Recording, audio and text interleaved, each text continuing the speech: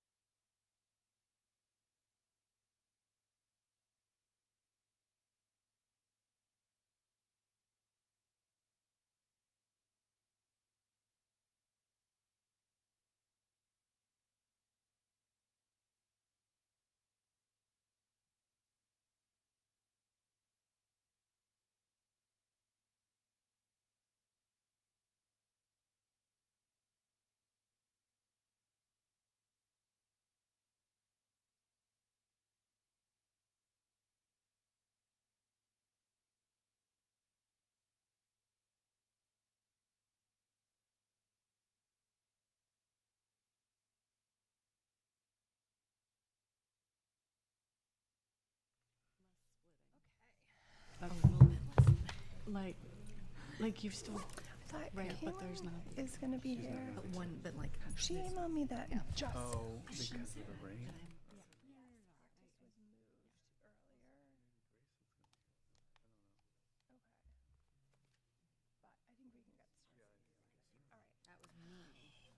Good evening. Just saw you turn everything off. And welcome to the MSAD 51 Board of Directors meeting for Thursday, June 18th, a very rainy Thursday. I know some people are hitting traffic, but we're going to get started. The first is item to welcome our incoming junior student rep, who unfortunately wasn't able to be here this evening. But we have every year sophomores apply for the student school board position. The students are such great assets to our board and our community. And so every year we have a sophomore who applies and gets selected, and then they serve for 2 years as a junior and a senior.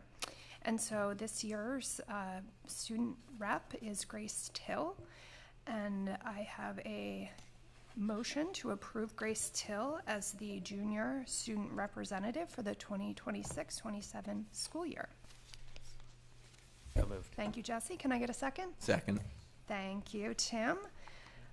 And I know, Jesse, you were part of interviews. Yeah, do you want to talk a little bit about interviews this year? The interviews were incredible. I believe we had, was it 7, Jeff? We had 7 applicants. There were 7 applicants. All of them were poised, answered our questions, had thoughtful questions for us. So it was a difficult decision to make because there were multiple students who would have, I think, done an incredible job. Grace was incredibly poised. I think, she took a very wide perspective. I think she has siblings in all 3 schools at elementary, middle, and she's in high school. So, I think just her ability to sort of think broadly about her role, not just representing high school kids, but being able to think about serving on the board and thinking about the entire district, I think is maybe what put her over the top. I thank all the students for applying and putting themselves out there, and it was a really gratifying experience to get to talk to them. Great, thank you. All right, any questions? Okay, all in favor? Great. You got all of us? All right. All right. Okay. So this is another recognition, and this is a hard one.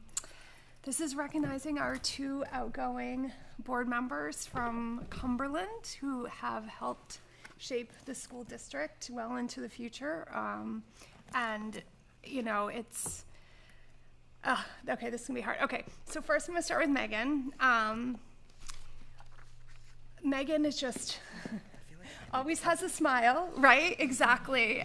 Whenever she's asked to do something, or you know, when something is needed, Megan always answers with a smile, and has stepped into so many roles.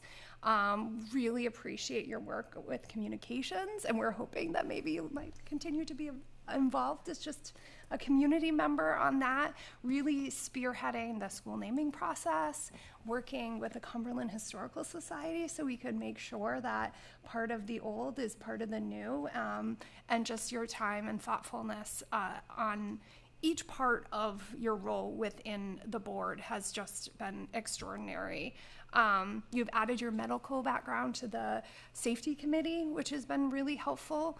And you've always took your role as board member seriously, putting in the work, coming to meetings prepared, being willing to talk with somebody who needed an ear to listen to. And you've been always just a fantastic person to talk through like complex issues and topics. And you've just always approached them with understanding of our students and community. And just so appreciated for how steady you've been for the past 3 years, and you'll be greatly missed for your service. So, but I know you'll be around, so you may be called upon, right? Be, yeah. Yes, yes. What's happened for her? Yeah, I know. Woo!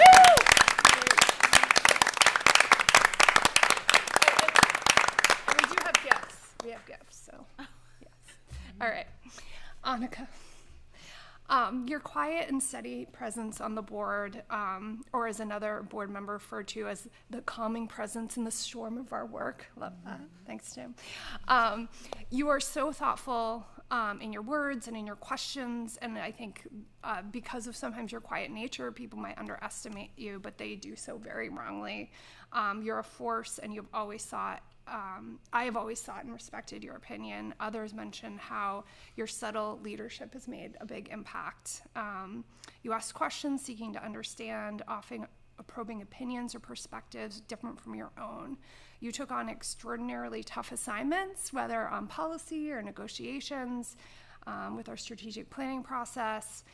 We may still send some policy reviews your way. Your attention to detail is just top notch. Your contributions to this board have been significant, and thank you for your service.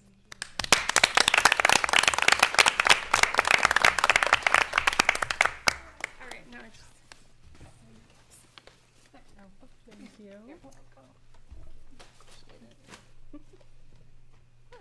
Okay.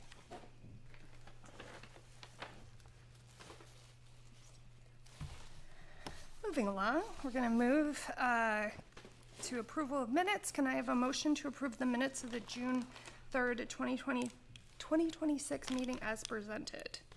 So moved. Thank you, Annika. I know you and Megan need to do all the emotions in seconds. Can I get a second? Not for me. Not for me. All right. Second? Oh, yeah, you were here. Thank you. Any questions, comments on the June 3rd meeting minutes? Great. All in favor? And Megan is abstaining. Yeah, thanks. Okay. Now we are moving on to public comments. I do believe that everyone got a chance to sign up that wanted, oh, sorry. I'll just add you. David, did anyone else want to get added to the public comment list? Yeah. Oh, yeah, sorry. Here, we'll add you if you want to get on there. And I just want to, getting everyone's names. Okay. The board welcomes and recognizes the value of public comment. To ensure public comment is fair and orderly, we follow procedures outlined in Board Policy BEDH, and we ask that all members of the public do so as well. We follow this policy to keep the meeting civil, respectful, and productive. We also hope that this allows for all community members who would like to speak to be heard. For public comment tonight, we're going to use the sign-up list. Residents and staff will be given priority over non-residents, although I don't think that's an issue. Our policy allows for 30 total minutes of public comment, although it can be modified at the discretion of the board. We ask the speakers use a designated podium when making their comments and speak into the microphone. Comments by individuals are limited to a maximum of 3 minutes at a meeting, and the clock will be visible on the screen at this time, and after the 3 minutes timer goes off, please try to wrap up your comments. Please state your name and town of residence before beginning your remarks. Lastly, just please keep your comments respectful and civil, and that includes members of the audience, and please do not direct any comments at or about individuals in our schools, and have them addressed to myself as the chair. And also, discussion of personnel matters is not permitted during the public comment period due to privacy, confidentiality, and rights of our employees. So I'll get started with the list. Jane Kilbride Dupuy. Thank you. Thank you. I'm Jane Kilbride Dupuy. I just finished my 37th year here in Cumberland, North Yarmouth in the school. Just packed up my room, and here we go. I have been in the district for 25 years, and I have been with the pre-K program since its inception 7 years ago. And that's what I'd like to speak about today. I would really like the board to consider not using a mixed model and not thinking about full-day programming for our 3- and 4-year-olds. And I have some reasons I would just like to read. Let's put aside the debate over mixed full-day childcare model and focus on the actual legal job of the school board. Programming for free appropriate public education, FAPE, for our 3- and 4-year-olds, and with IEPs in the least restrictive environment. We have spent so much time debating hypotheticals, but our actual data really proves the reality of what our program already does. Our families make half-day work. Our survey and our lottery data prove this, and our kids successfully transition between our program and the community, and has done so for 7 years. Our kids do great in the afternoon. The data shows that the learning and engagement is not suffering. We are serving the community. We have 32 students right now, and by kindergarten, we have served every single child who needs us. If we open up more classrooms, we can easily have a half-day program to serve even more. We have to protect our 3-year-olds, I beg of you. A full-day model completely locks these littles out of our schools and our programming. We really need to legally provide for them, and we don't have the space or staffing to do that if we consider full day. We don't have infinite space or resources to run a universal pre-K childcare program, and that isn't actually our legal mandate anyway. Our job is to give these kids specialized instruction that works. The inclusion of typical peers is a huge part of our program's success, providing the natural modeling these children need to thrive. Our current model works. 66% of special education kids no longer need our services by 1st grade. The committee has had all of this information on the table for months. At the end of the day, it isn't about administrative convenience or checking a box. It's about the real lives of our most vulnerable littles, those who cross our threshold every single morning. These children deserve an environment that's tailored, one that's filled with love, compassion, and is play-based and not overstimulating them. It's time to stop asking the same questions. It's really time to look at the evidence that's in front of us and make decisions based entirely on what our littles need. Thank you. Great. Thank you, Jane. Next, I have Courtney Roach.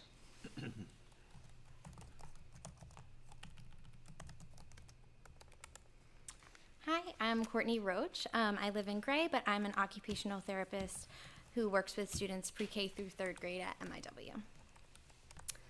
I would like to share my concerns with proposed plans regarding early childhood special education, as there has been legal misinformation provided at school board and committee meetings.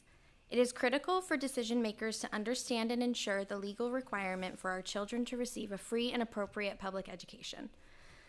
The suggestion to place groups of students with private providers or within self-contained classrooms based solely on their IEP eligibility category violates special education law and prioritizes the private provider's inability to accommodate and educate children with high support needs.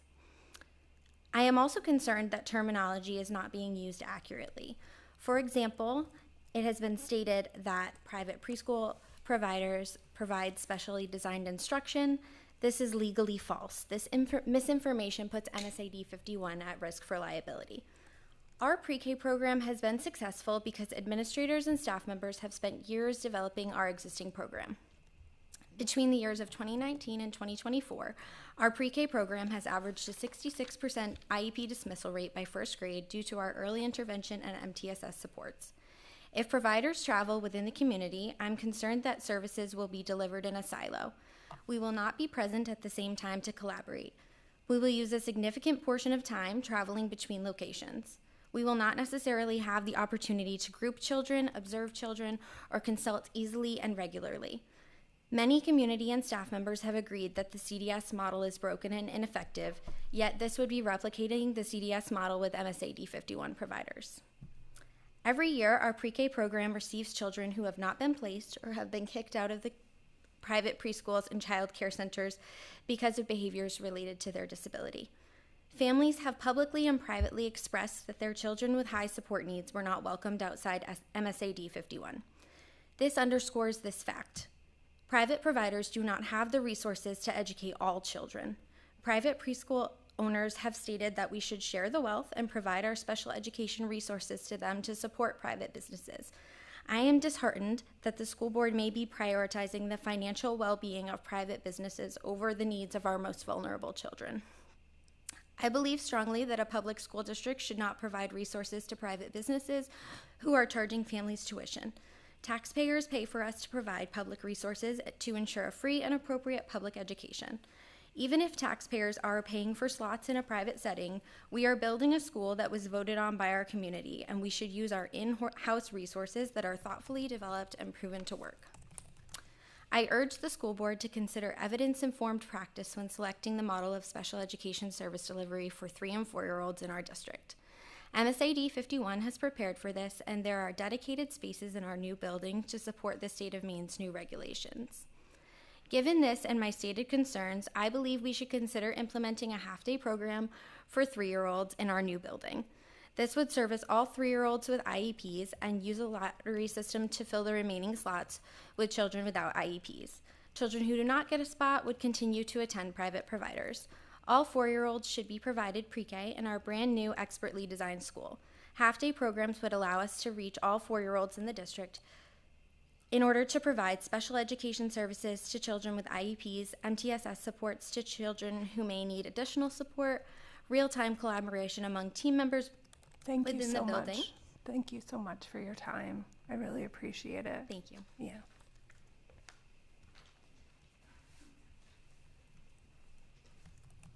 Deb Wentworth.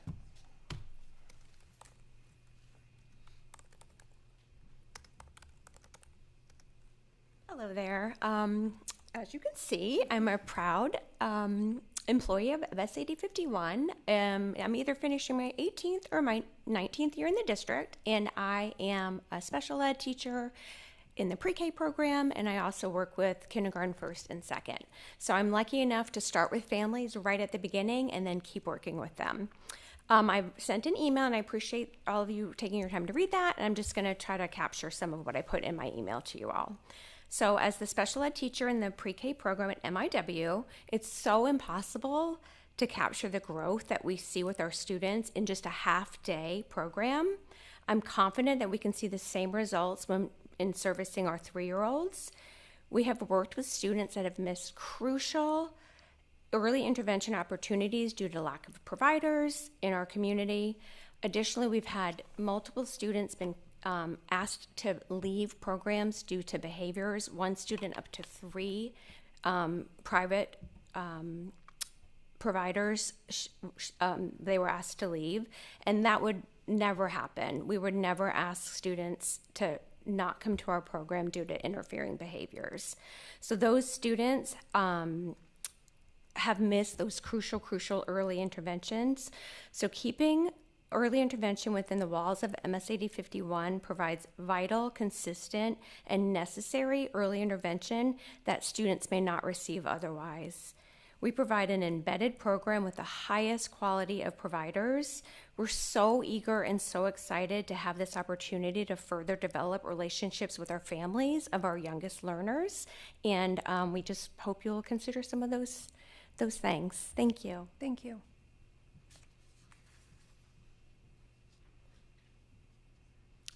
Terry Maloney-Kiley? Oh, sorry. Deb Wentworth, I gotta look behind you. Was it? Yes. I skipped. Deb, do you want to go next? Oh, Bethany. Oh, I am like, I skipped. I know, right?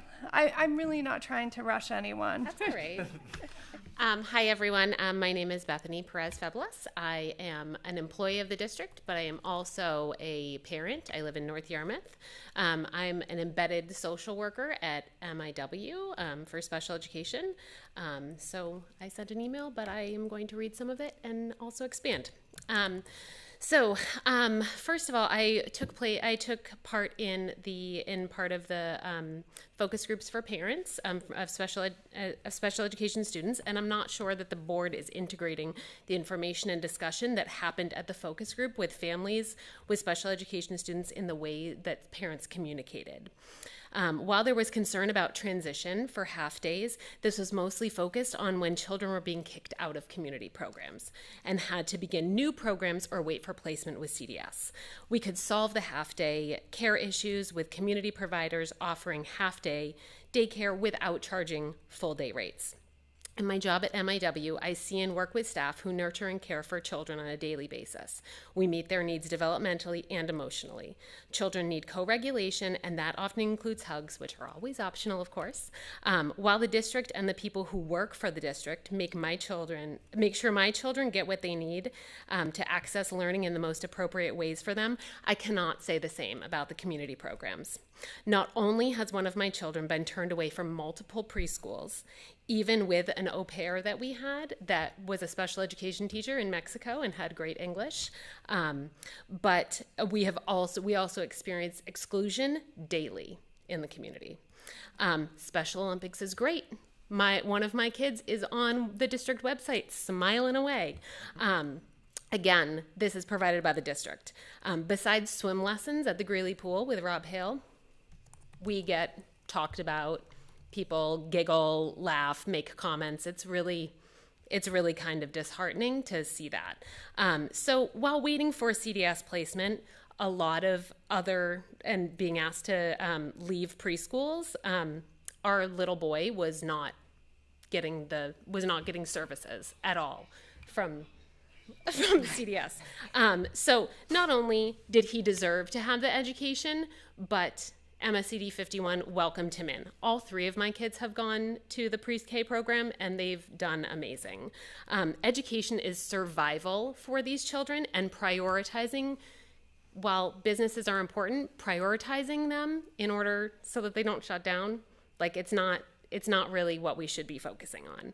The political climate around education is already trending dangerously towards exclusion and institutionalization of children, and the school board is responsible for providing the best for children first and foremost, and that does trickle down.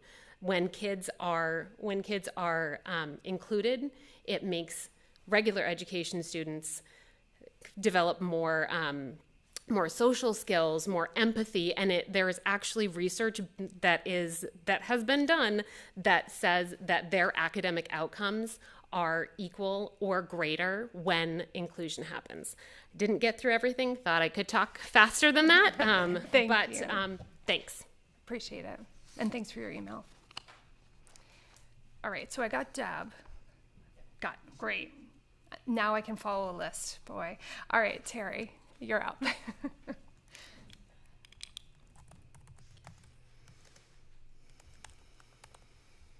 Terry Maloney Kelly, and this is rather impromptu because I was disheartened to think that all of my emails that I sent don't become public records. So here I am trying to summarize the important parts of what I thought were important.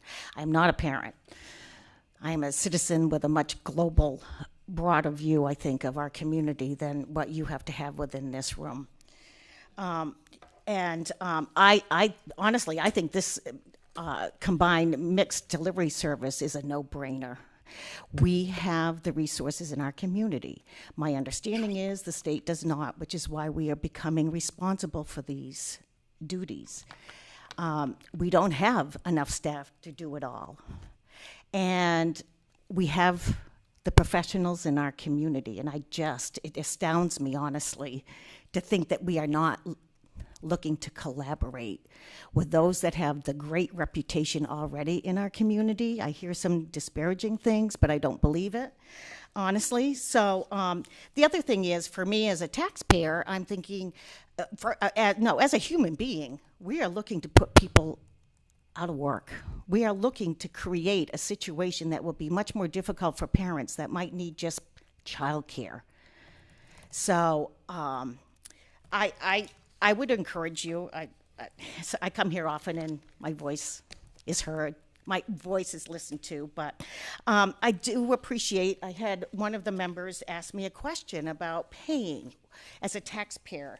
I know you've spoken many times about tax impact, so I'm hoping you will be willing to answer a question for me. It is determined that an on-campus model, if it is determined, an on-campus model is less expensive to the district than operating a mixed delivery model. Does that change your opinion in any way? Absolutely not. I think you folks need to integrate. I think you need peer interaction. I think you need broader opportunities to look at different opportunities of delivery. This is a new model. We have the best opportunity to do the best job the first time out. My concern is if you go to the one campus, we're going to lose all those professionals that are out there doing great jobs right now and find ourselves in 3 or 4 years not having the resources that we need because we know they're not there at the state level, and we've lost them within our own community. And this organization needs to better integrate with its community. And I think we all know that, and I see this as a great opportunity for that to be a beginning step. So please consider the mixed model approach. Thank you. Thank you, Terry. Billy Bob Young? Oh, jeez. Yeah, I was like, who is that? I told you I was following my list. Sorry, girl. It's hour one, man. Long night. Bill Young, Cumberland and the World.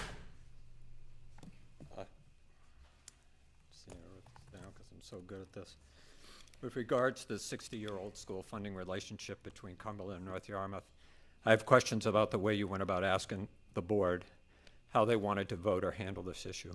I wonder why you decided to call board members for their opinion rather than have an open meeting dialogue about this issue where we could possibly render an opinion and witness how members voted.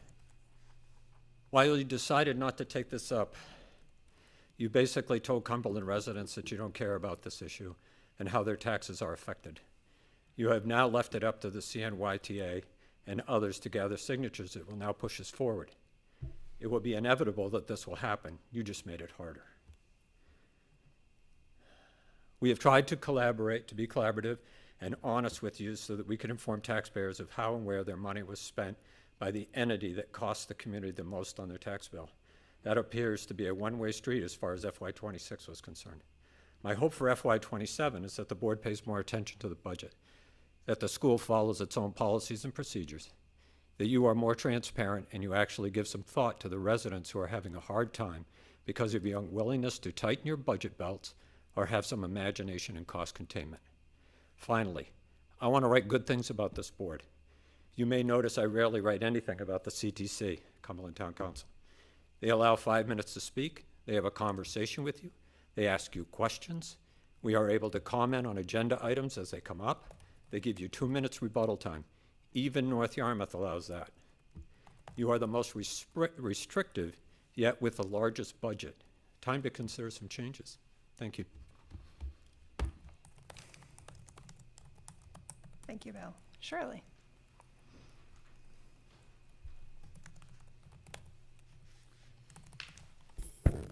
Good evening, Shirley Story King, Cumberland. First, I'd like to start by thanking Annika and Megan for your service. It's a huge commitment, and I appreciate you. I'd like to thank Scott. Scott, it's been a long run for us. So Shirley, I'm supposed to ask you to not direct comments at individuals. I know. Okay, so thank you. Well, it was all good. Just to me. Just Anyway, to me. what many of you don't know is Scott and I are related by marriage, and so even though he's gone from here, he's not gone from my life, and maybe unfortunately for him, I'm not gone from his. So. But we aren't married. All right. So I also sent emails out to preface what I wanted to talk about tonight. They offer more clarity when I have to stand up here and babble my way through some notes, and I thank you in advance for reading them. I have a major question about why you choose your chair and vice chair before the new board is seated. I think that process needs to be examined, and you need to look at why it's done and is there a better way to do it. I think the new board members should have a say in who the leadership is for the new board. I'd like you at some point to address why there aren't regular school board meetings over the summer. I know you have a meeting in July and in August, and those get called retreats and workshops, but items for action do occur in those meetings, and they're not televised, so then there's no public record of that. And speaking of public record, maybe someone can answer, when you do approval of the minutes, since you don't have written minutes, are you just approving the creation of the video that gets posted on the website? Because I don't know that you have written minutes. Okay, well okay, so they just say item for action approved. They don't go into detail about discussion. So that's what you're approving. Thank you for clarifying that. I'd like to request that public notice of agendas be given sooner, that you set a goal that they go out a week ahead of time. Today's went out at, well, I texted a board member at 12:20, and because they weren't posted yet on the website. So I know that there used to be time limits that required notification by newspapers, so they got out much earlier. Now we have electronic media, but 5 hours before the meeting starts is not, I don't think anyone would agree that that is proper notification. I'd like to encourage continued transparency and public discussion. I think there's room for improvement. I think limiting us to 3 minutes does not promote public engagement. I know that you have emails, but we don't have access to those emails unless we do a FOA. So we don't know, the public doesn't know what engagement you have with the rest of the public. Thank you, Shirley. David.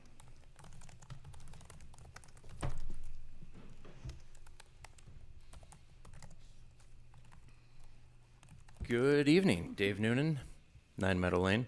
I too sent a couple emails this week, and thank you for your responses and consideration. I will talk about the cell phone portion of the agenda. And I'll kind of reiterate what I said in an email. So having a cell phone near students doesn't really help anyone that's actually involved in a potential incident.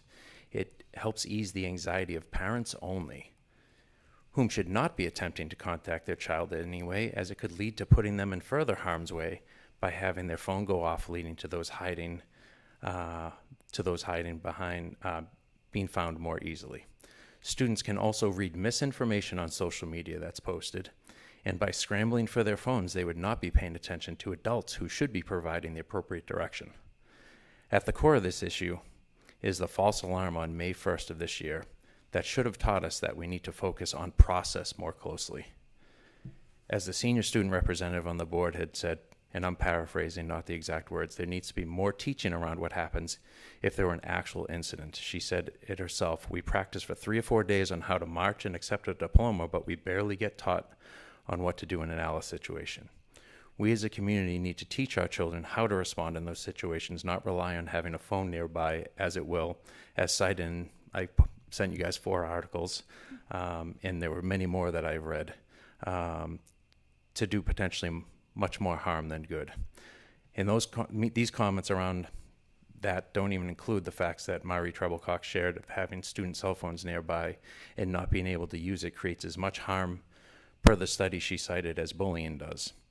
Also, 97% of high school teachers, or close to that, favor locked-in away, which the principal had said he'd never seen that level of faculty agreement on pretty much any other issue. Thank you. Thank you. Tara Williams.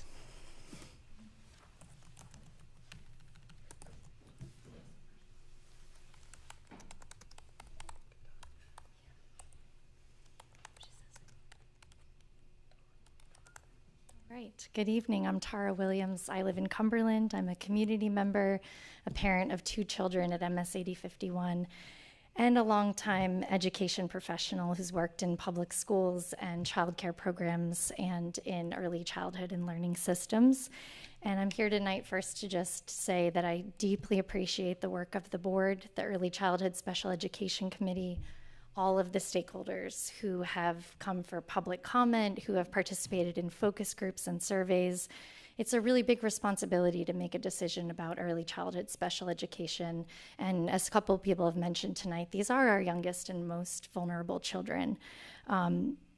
It's also a responsibility that's automatically intertwined with the general education setting. So when we're talking about this, we end up talking about public preschool because where the services are delivered is the general education setting. And is that going to be in a classroom at the small school? Is it going to also exist in a community program, right? Those are the questions. And will there be half day or full day? I think that there are really real concerns and tensions that have been brought up throughout the process that are in the room alive tonight. And these conversations can be particularly fraught. These are very common tensions that arise across the state and across the nation when we have these conversations. But I think the diverse experiences of communities across Maine that it show that it is possible to navigate these tensions, and we can build stronger collaboration and partnerships when we're able to do that and work together. There are resources and people across the state that can help our district to navigate through those. And the good news is that when we look at how to partner across our community with our community-based early care and education programs and our school district, there are so many benefits. Working together to deliver special education brings a wealth of resources and makes sure that teachers and staff are equipped in all the settings where children are. So mostly I'm here tonight just to say I'm really excited about the conversations. I'm really optimistic. I think we have a great opportunity. And most of all, I'm thrilled for what is potentially at play for the youngest children in our community, because they may have the opportunity to be in multiple places that are high quality and have our public funds and support for that. Young children really shouldn't have to transition between more than one program and classroom. And even if they've managed to do that in recent years, we wouldn't ask that of a second or a third grader. We really want to make sure for our 3 and 4-year-olds that we're setting up opportunities for them where they can be in one place with a trusted teacher and caregiver and build those secure relationships for their special education services and their preschool day and experience. I'm also really optimistic for families when you're talking about considering half day and full day. And we know that while some families can make half day work, our survey showed that 80% of our families that responded really need school day and full day options. So I see that my time is up, and I appreciate the conversations and the continued work to try to figure this out together. Thank you. Thank you. All right, that was the last on my list. Yeah. Go ahead. Yes. Yeah, no problem. Hi, guys. I wanted to say that I've been thinking a lot about pre-K. And I wanted to echo Tara's statements in that I am really excited. I think that something that we pride ourselves on is being the top district in the state, right? We have an immense, this great opportunity to show what is possible. And I think, why not? Why not? And I think that Rangers lead the way, right? And so why not take up that mantle and dare to do something that would consider the 360, the entire community, right? But thank you so much for all your hard work, and you work so hard, and yeah, that's it. Thanks. Thank you.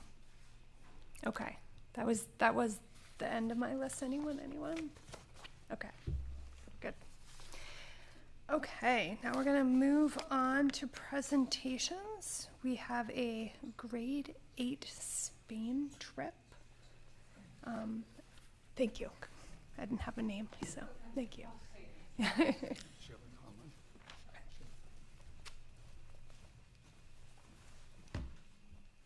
Oh, okay. I didn't know if you were presenting with me. I didn't know. Hi, I'm Sheila Conlon. Ryan's coming up here. Ryan, help me with this slideshow. And I'm here to talk about a potential trip for 8th graders to go to Spain next year. Whenever you're ready, Ryan. And I think there's been a packet that's been sent. Yes, okay, great. I just want to kind of back up a second and find my opener note. I teach at the middle school. I teach Spanish to 6th, 7th, and 8th graders. And as educators, we often ask students to understand the world beyond our community, especially in my subject. And international travel really allows them to do that. Students return with greater confidence, independence, cultural awareness, for sure, language acquisition, and a deeper appreciation of cultures that are different from their own. So this was the trip we took last summer. And yes, Ryan was on the trip. Which is yeah. why I'm here. Last year, you can see we also went to France. I tried to get the French teachers on board for this year, but they wanted to take a break. So we're focusing on Spain again. And the third trip, this proposal for this next year, it would be a little bit different in that the ask would be for it to be over April break. Due to some deep reflecting on the heat and the crowds and a bunch of other activities and things offered in the summer, that I think this trip for April is more focused on culture, history of southern Spain, which is very interesting, and an opportunity for students to really embrace some more culturally rich experiences. So the trip would start, oh yeah, that's us, with embracing our culturally rich experiences. That was perfect timing in Pamplona. Yes, it was very hot, so that's another big reason to change the dates on the trip. The basic trip itinerary would be to fly from Portland, which we learned is the easier way to go, and fly into Malaga, which is in southern Spain, and we would have a bus again, which we had on this trip, which was really helpful. And we would go to Sevilla, and then we would go up to Cordoba, Madrid, Toledo, and fly out of Madrid. Yeah, I don't know, Ryan, if you want to say a quick thing, or I'll take some questions. Like I said, I am more comfortable on the other side of these microphones, but in life you have to do some things, and then you get to do some things, and this is, as a parent, to get to chaperone this trip was incredible. I sat next to a kid flying out of Portland who had never flown before. So by the end of the trip, it was seeing all these kids coming out of their shells was incredible. So we all grew on it, and it was It was really mind expanding for all of us, especially when I see these kids now in the hallway, and I know not to try to high five them, but I'll throw up a ole, and I get some smiles, which is great. So it was really great and really worth it, I think. Okay, I'll answer. I'm going to say one more thing before a question. Thank you, Ryan. That was awesome. One more thing to say is we did do a lot of fundraising for this trip, and we had some parents who were really involved, and we raised a bunch of money and were able to pay for a bunch of group costs for the trip, including an extra tour on the bike, which you could see. And we got to go to a paella dinner, and we covered all the tip money for the trip, and we ran, I think we had a tag sale. We did 2 movie nights. We did, students did some individual fundraising.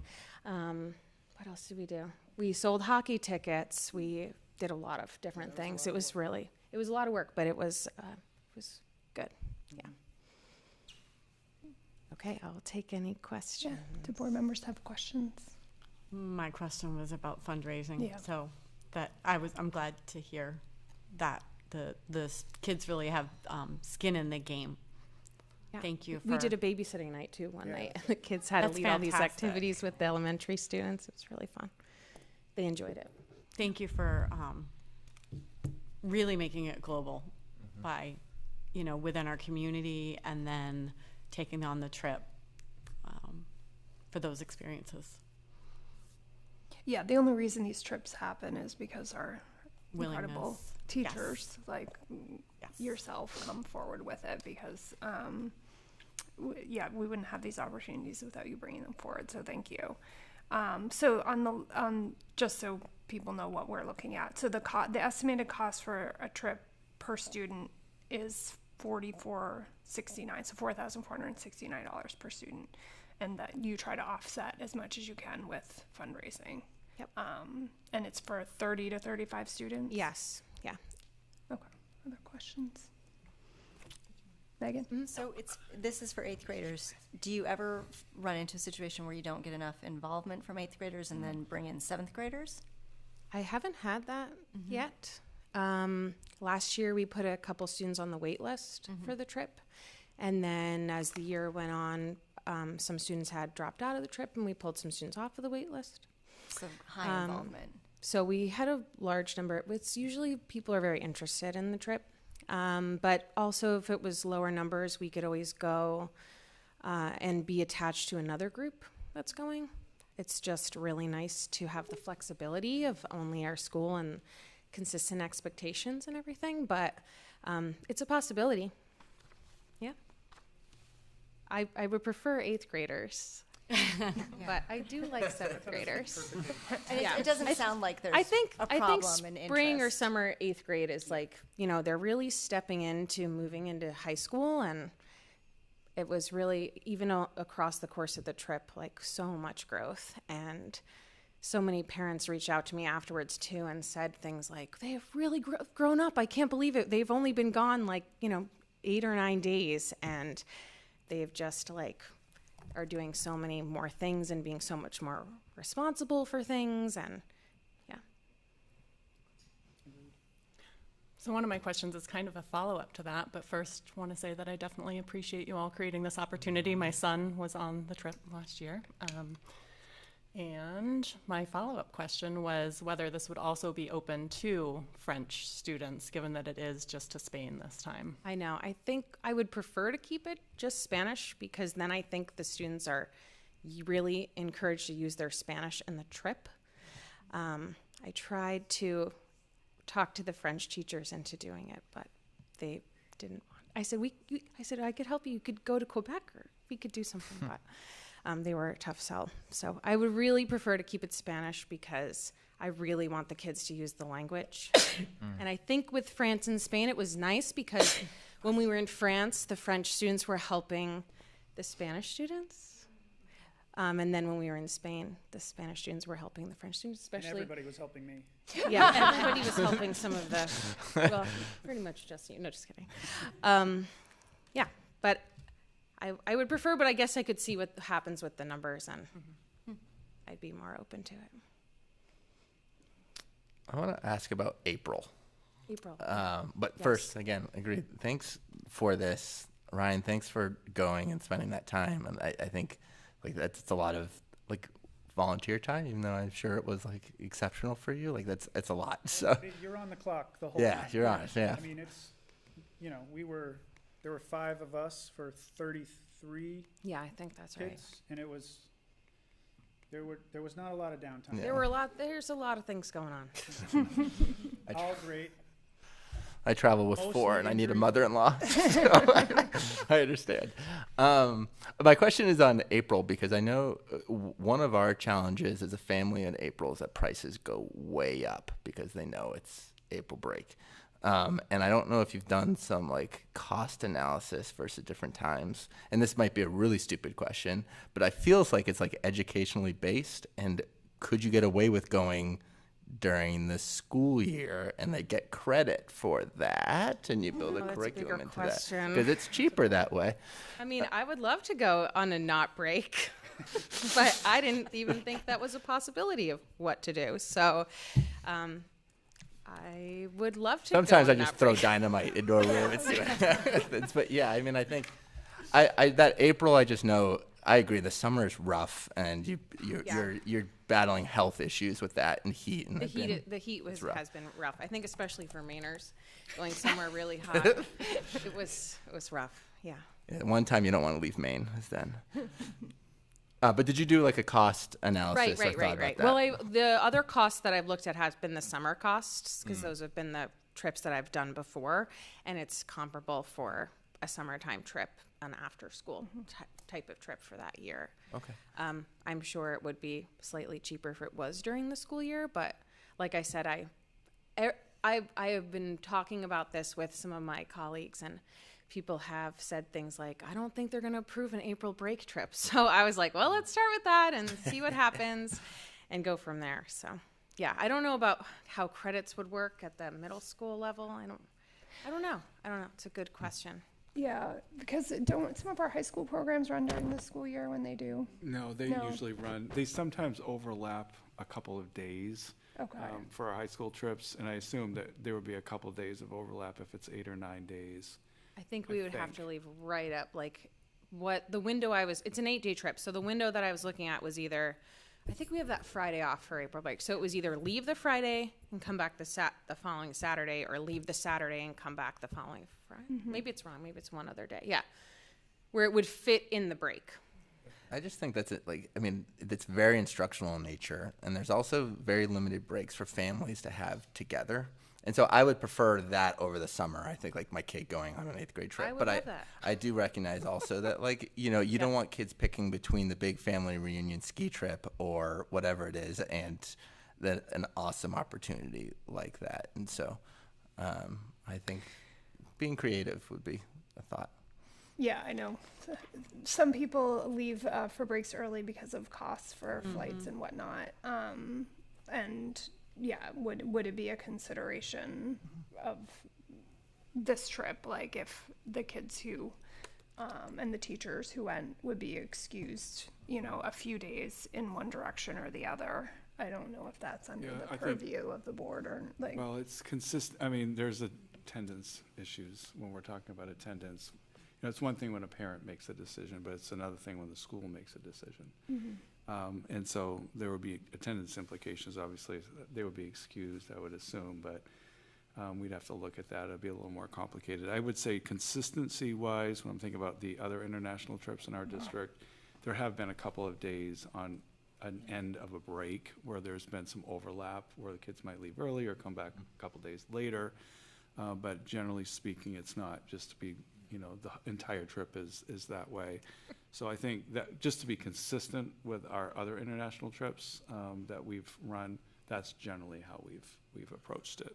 And also sometimes the companies will change the departure times and so forth. So sometimes those change as well, and that's what adds to those dates and times. And so that's one of the other things that happens as well. So is the price that you quoted for dates in April? So that already it's takes for the vacation. It already takes into break account dates. Yes. the fact that the prices are going to be a bit higher. Okay. Other questions? Okay. All right, thank you. Thank you. Thanks, Ryan. So would somebody like to motion to approve the grade 8 Spain trip as presented? So moved. Thank you, Megan. Can I get a second? Second. Thank you, Sarah. Any other questions or comments? Discussion. Can we go and check? Yeah, right? When is the board? We could have full board review of the experience. I'm just saying. And we'll film the whole thing for you. Board retreat. I'm calculating if, all right, they go to Spain this year. My son's in 6th grade. He wants to take Spanish. Are we? I do.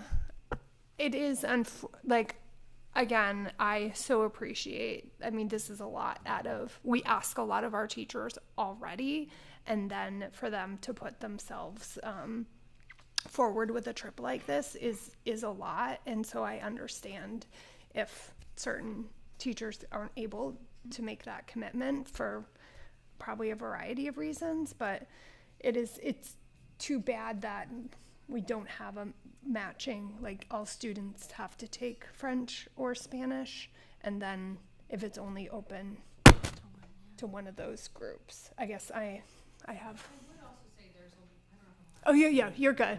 There are a lot of trips offered at the high school for French. There is. Mm-hmm. Yeah, there is. Yeah. That is true. Yeah. I just want to thank Sheila for bringing this forward last time. And it was such a successful trip, and I heard a lot of positive things too afterwards. But just thank you for your work on this, and Ryan, thank you for going, as well as a parent. Yeah, so we really appreciate it. Mm-hmm. Yeah. Okay. Anything else? Okay. All in favor? Okay. It's unanimous. Okay. We're getting through all the easier items for action first. We may have a few that are a little more challenging later on. All right. Kim, would you like to do the next motion? Love to.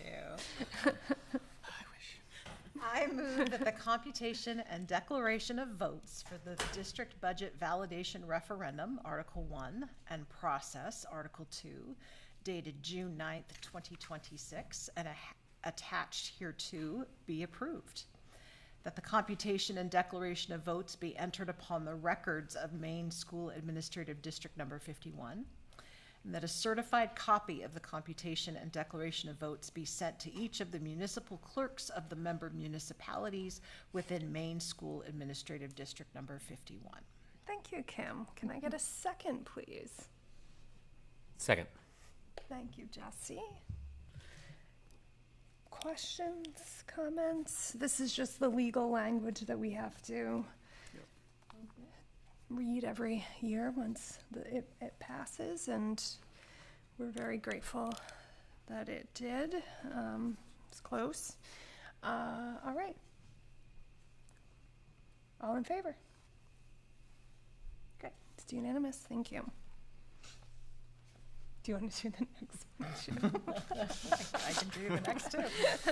All right. I move that the warrant for assessment of tax and the assessment schedule and notice of installments for each member municipality prepared by the treasurer for fiscal year July 1st, 2026 to June 30th, 2027 be approved and be issued in form presented to this meeting, and that the treasurer be authorized and directed to deliver to each member municipality its warrant for assessment of tax and its assessment schedule and notice of installments. Thank you, Kim. Can I get a second?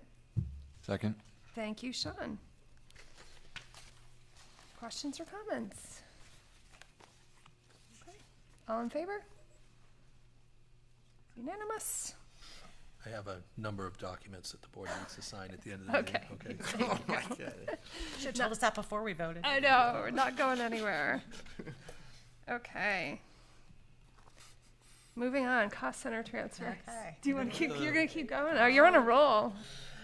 It's all budget stuff. Culmination.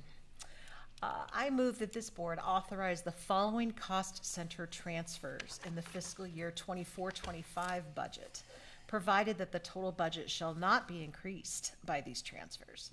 The finance manager recommends the following: transfer up to $130,000 from regular instruction to student and staff support. Transfer up to $150,000 from regular instruction to system administration. Transfer up to $81,524 from regular instruction to debt service. And transfer $500,000 from special education to facilities maintenance. Thank you. Kim, can I get a second? Second. Annika, I'll give Annika that one. Okay. Do we want to just give a overview of these cost center transfers? I know we had talked about this at the finance meeting. Yes. I think the year might be wrong, the fiscal year. Oh, yeah. Yeah. It is. 25, when I was reading that, 25, 26, do you want me to do it again? I think you have to read the whole thing. Read the whole thing again? Annika, you're going to text us next year, right? The board meeting? Okay, good. Well, no, this it is no, 25, 26. You're Oh, right. it is? Well, it is 25, 26, but you're right. The fiscal year is. The fiscal year. The 25, 26 in the motion. Okay. It shouldn't be 24, 25. Okay. The title is correct. It's on this here. Title is correct. Okay. Any questions or comments?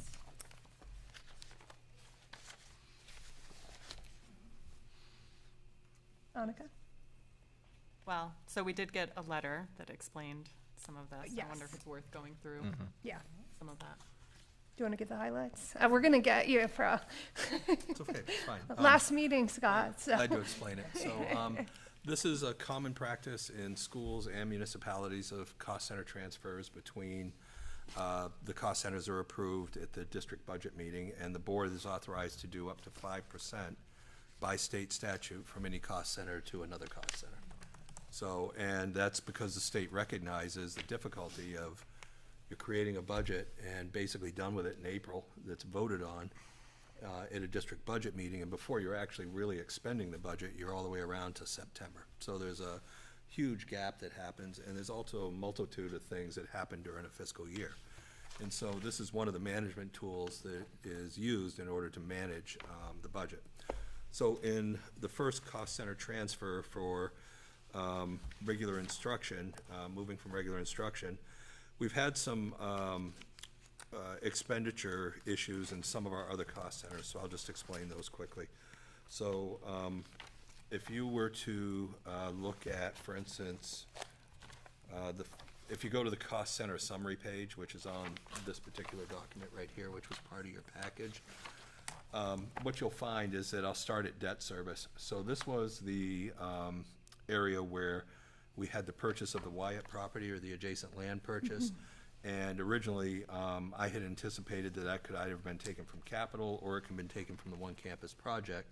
It can't. It has to be built into our debt service line. And I mentioned that at our district budget meeting, that was the situation for that. So it's a reclassification of that expense.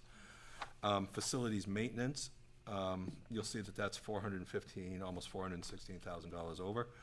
That has to do is we prepaid one of the modular leases to align it with 2008. I mean, it's a 2008 expiration. All the other modulars expire in 2007. So what that does is take that modular payment. 27. I mean, for 27 is when they mature, okay? All of them mature in 27. Most of the modulars mature in 27. There's one that matures in 28. Thank you for that, 28. And then, and so what happens is by prepaying that now, it aligns it so that all of the modulars will mature in 27 and then can come off the campus in the summer of 27. So that was the piece there, and that was the majority of that. The other part of that is just utility costs that have risen, which everybody knows what that's like right now. And then when we get into areas such as system administration, which is the superintendent's office and the business office, in that area what we had going on was we had 2 retirement payouts, and then for 2 staff members leaving. And then also there was an overlap for some training that we needed to do with payroll and with our finance manager, where we had one of our staff members stay on for a period of time to help do that training. So that's why that has an over expenditure.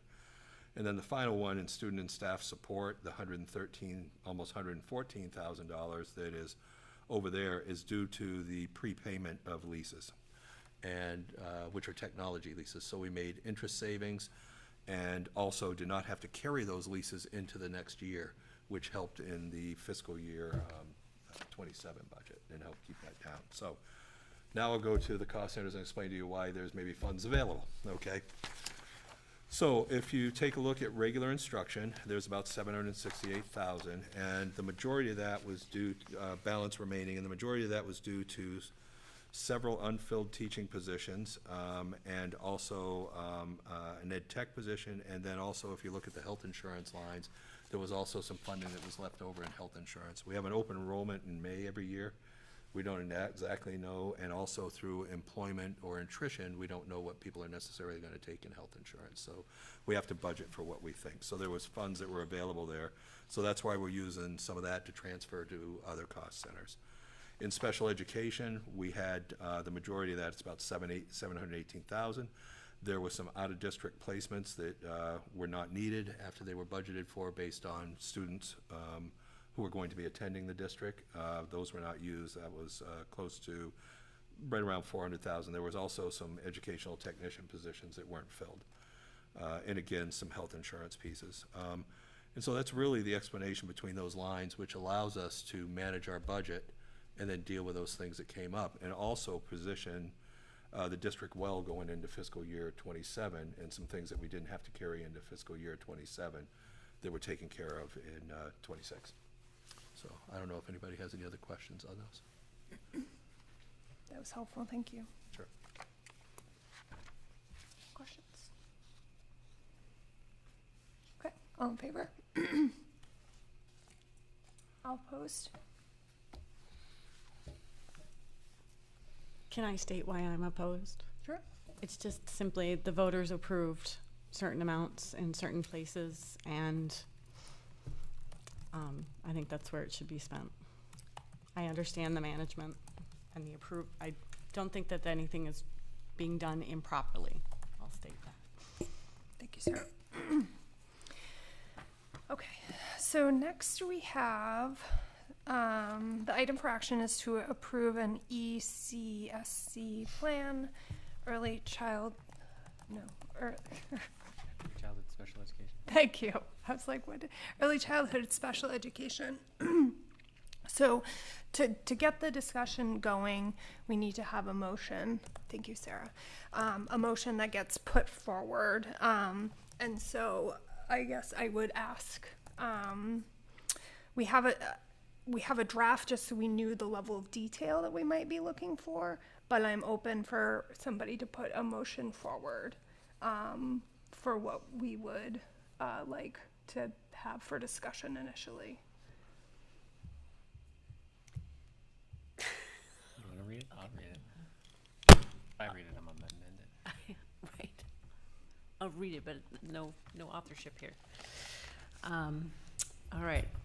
Motion that the board adopt opening 6 classrooms of pre-K classes at the Carolyn Small School beginning in the 2027-2028 school year, utilizing in-district half-day and full-day programming, and consider partnerships with existing community-based providers who are state qualified, allowing the IEP team to make all educational placements for 3- and 4-year-old students on IEPs, and to direct the superintendent to explore and present the operational budget implications prior to the development of the fiscal year 2027-2028 budget. Thank you. Can I get a second? I'll second. Thank you, Josie. Okay, so thank you. I just want to say a couple things as we get our conversation started. This is deeply steeped in special ed law, which none of us are experts in. I want to thank Julie Olson for being here this evening to answer any legal questions that we have about some of our recommendations.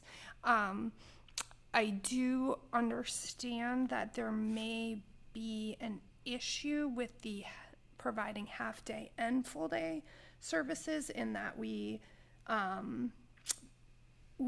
if we choose full day, every child that has an IEP may need to be offered a full day service, and that may create space constraints. But I'm sure as we get discussing and we want to vote or amend our motion, we can certainly ask additional legal questions if we have concerns. So I just wanted to preface. Just to clarify what you said, every child 3 and 4, if we say full day, or every child 4, if we said full day? Julie, do you mind? And thanks again for helping us go through the legal. Can you just clarify your question? I was trying to listen, and I just want to get your question very clear. If we offer, or if there was a full day option, and say that was for, in our mind, 4-year-olds, does that mean we have to offer that for 3-year-olds as well? It depends what the offer is for. If you offer how you just worded it, and the words really matter. So like in your motion, which I'm looking at, the motion that is on the table right now says utilizing in-district half-day and full day for 3 and 4-year-olds. So if the offer is 3 and 4-year-old FAPE offering, then once you've offered a FAPE offering for 3 and 4-year-olds that is full or half day, once you've offered that for one student on an IEP for a 3-year-old and one student on an IEP for a 4-year-old under special education law, that becomes the FAPE baseline for all students. If the motion changes to be that your 4-day offering is a full day and your 3-day offering is a half day, then that becomes the FAPE offering for each of those age groups. Mm-hmm. I do believe, like Leanne said, there is a space consideration that is very important here given our numbers. And I've pulled the more recent numbers that I think are just important for people to consider at some point, and they're different than the numbers that you do have sort of in your board packet from, I don't know, 3 months ago or whenever the new committee took on. So there is a space implication, but whatever the FAPE offering is that you offer for that age group, it is for all students on IEPs in that age group. And remember that once that 3-year-old turns 4, that FAPE offering changes into the 4-year-old FAPE offering. Does that answer your question? Yes, thanks. Okay. Thank you. Thank you. I'm sure you'll be back up, so don't get too comfortable over there. Yes, you did. You did. So since we're on this subject, why is full day in this motion? How did the phrase full day land in this motion? What was that process? I think there's been interest in full day, which is why it was included. Okay. So, I mean, I think we talked about pros and cons. So is that maybe something that we need to land on, or are we simply exploring our full and half day options? Jesse, seems like you had something you wanted to add. Depends if we're talking about 3 or 4-year-olds, right? And so in my mind, our offering should be for full days for 4-year-olds, and we should just be clear about that, because I think that is, and that creates a space consideration. But I believe that full days is where we should be heading. It's where the state says we should be heading. It's where I believe research says kids do best. So I think we should just be clear about that. And then for 3-year-olds, there's a question about full days or half days. If you do half days and they turn 4, then there's, again, the space consideration, because you have to put them somewhere. So I would say full days across the board, but I think there's a discussion to be had for both. But does the change happen as soon as the child turns 4? So if you turn 4 in October or November, you suddenly need to be switched into a different classroom? Like no other grade modeling at the school works like that. That's so interesting. Julie, how does that work practically? It does. So when you have an IEP, you have 21 days to implement that IEP, and that goes into effect. And that the regulations are very clear that you can't delay a student's free appropriate education or their least restrictive environment. So when a student does change from 3 to 4 years old, we have an obligation as a district to ensure that we are offering them that FAPE offering. I mean, certainly we're not going to overnight change a student's programming, but you have to change their programming to match that of their same age peers and ensure that they have that FAPE offering. So if a 3-year-old turns 4 November, December, do they move to a different classroom? Well, that is a loaded question because that depends what your offering is. I mean, some places have multi-age, some places have different FAPE offerings, some places the IEP team would determine to keep the student exactly where they are because that's the appropriate classroom for them and they're getting their needs met. That is an IEP team decision, which is important, right? IEP teams are really the people making these decisions, and that is what the regulations really strongly encourage. Let IEP teams make the decision because the IEP teams are the team that know these students. That includes the parent who knows their child the best, right? That includes special education administrators who knows the regulations the best. And that includes the related service providers who bring in the expert around this is a speech and language disability, or this has occupational therapy needs, or this has specially designed instruction needs, so they know the related needs the best, and those brains are sitting together saying, what does this child need right now, because developmentally they've gotten a little older, or their skills have grown, or their skills have regressed because what we're doing is not working and we need to make some changes. And so that IEP team is the one who has to make those changes based upon the law and how the student's presenting. And how would that, I'm sorry if I'm dominating, we've got Julie. How would that look different in a community provided? If so I'm just thinking about my kids, there was a 2-day group and a 3-day group. The 2-day group was for the 3 to 4-year-olds and the 3-day group was for the 4 to 5-year-olds. So what would that look like if we're using a community model at a child? I mean, first and foremost, the IEP team would still be making the decisions, right? So first and foremost, that's the IEP team doesn't change. The IEP team is a mandated team under the regulations. The required members are the same regardless of the setting. It doesn't matter from age 3 to 22. The required members are the same on the IEP team. So the setting doesn't matter. It doesn't matter if we're here or there. The IEP team is the exact same members. So that doesn't change. Okay. I think if I understood your question correctly, if it's a 2-day or a 3-day, I think you were sort of saying, like, if it's this many days or this many days, the students, you couldn't offer a 4-year-old student 2 days in one opportunity and a different 4-year-old student 3 days in a different opportunity. You'd have to offer a 4-year-old student the same number of days under the IEP for their baseline FAPE opportunity. Mm-hmm. You can always order more under the IEP, but the baseline of the 10 hours is what the state is saying is the minimum, and then the IEP can say they require more given their disability. And that's not about sort of the 4 walls of whether it's a private provider or a school. That 4 walls doesn't matter. That is just about what the requirement for the student is. So it doesn't matter if it's a private provider or a public school setting. It is really about what does the IEP team say the student requires for a number of hours in order to make demonstrable progress towards their IEP goals. Thank you. Sure. Can I ask one more question related to that? Sure. Obviously, the idea for our current program is 50-50. And if we shift somebody, that's going to throw 50-50 off. Is the state waiver that usually? Or is it more, we're going to have to add another kid too? Yeah. So again, I think there's a lot of nuances to all of this. If we have classrooms, we're going to have a couple of spaces open, which we don't currently do in our pre-K. We fill it.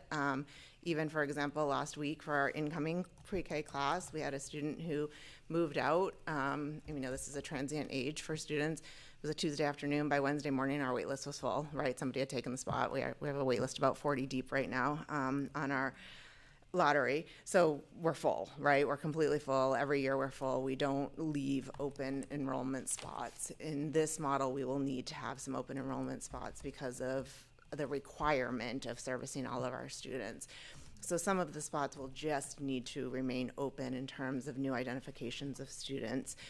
In terms of sort of up to 50-50, some of that will have to happen in terms of some of the matching and peers and all of those numbers, and ensure that there is some sort of a balance. It's certainly not a perfect science. There are waivers that you can apply to under the state if you go over. We know that there are districts across the state that have more than 16 students in their program, and they are waived in. Thank you. There's also a whole lot of nuance to it, like students who have significant needs that are in self-contained classrooms and don't spend the majority of their time in a regular ed setting. Those students actually don't count towards your percentage of students. I mean, there's a whole lot of nuance that is actually Chapter 101 MUSER and not the concern of this board necessarily, but that would be my job to worry about. But certainly there are waivers and child counts and child outcome summaries and all of the things that would be just part of the work that we need to do. Hi, Julie. I'm here. Thanks for coming and being our consultant. We can't afford to pay you, but thanks for coming. True story, Tim. True story. Have you or the committee done any kind of data? You just talked about the fact that like size considerations and depending on the 4 or the 3. Can you explore that a little bit with me, or if you have a table, kind of share? I'm concerned about both the, like when we add 6 classrooms and then we add some of the nuances with the full day and the half day, and I got to wrap my head around that because I feel like we just got all this room and now we're like filling it up, and I live in a life with closets and kids and toys and stuff like that. So explain it to me. So tell me what your specific question is, because I don't want to go on a tangent of something that you're not asking. Sure. I'm curious about, you said that there are space considerations. Yeah. We would increase, it sounds like in this, the motion that's on right now, we would increase the amount of classrooms that we'd be giving.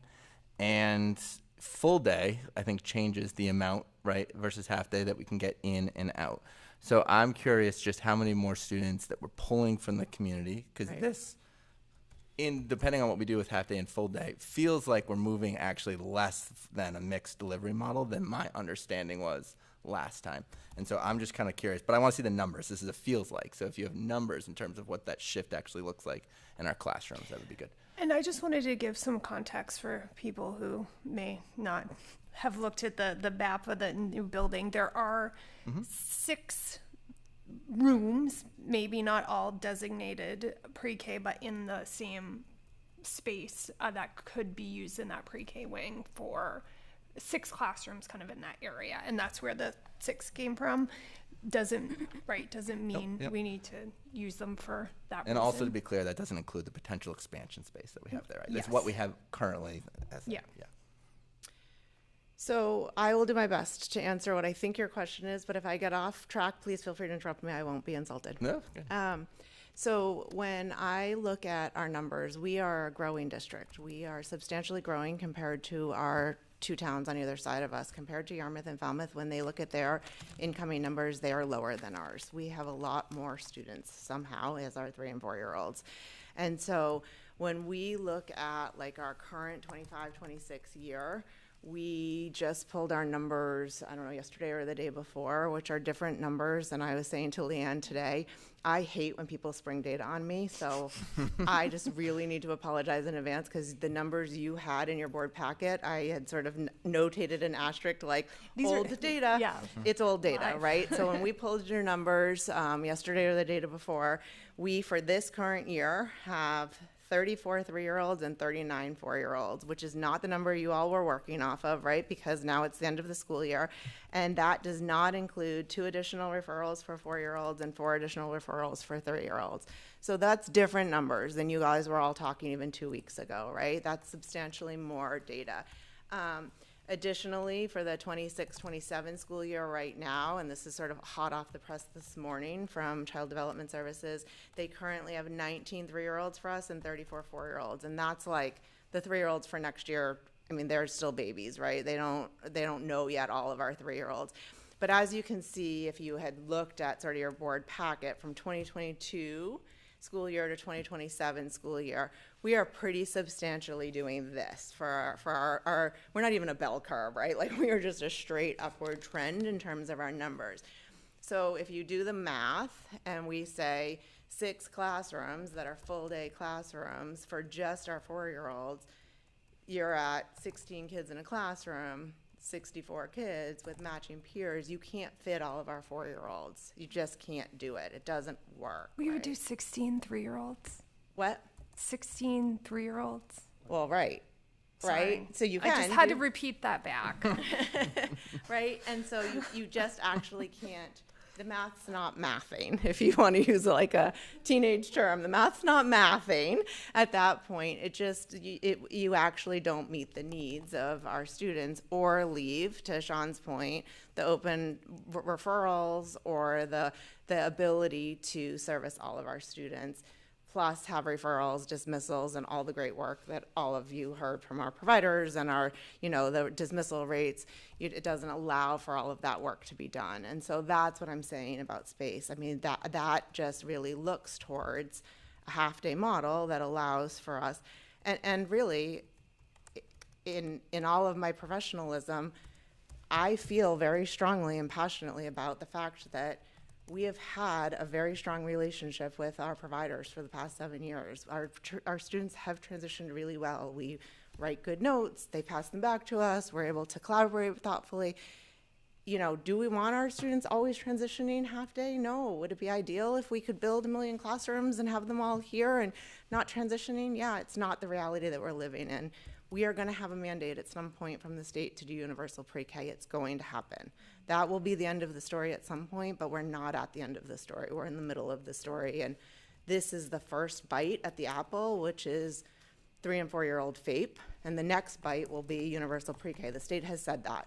It's not now, and right now is 3- and 4-year-old FAPE, and our providers have worked really well with us, and we transport to them, they transport, half day, and we come and go, and they've been great partners to us. And is it ideal for them? I hear really loud and clear it's not, but they've done well with us. And if we do full day, they lose out on that opportunity of working with us on the other half day.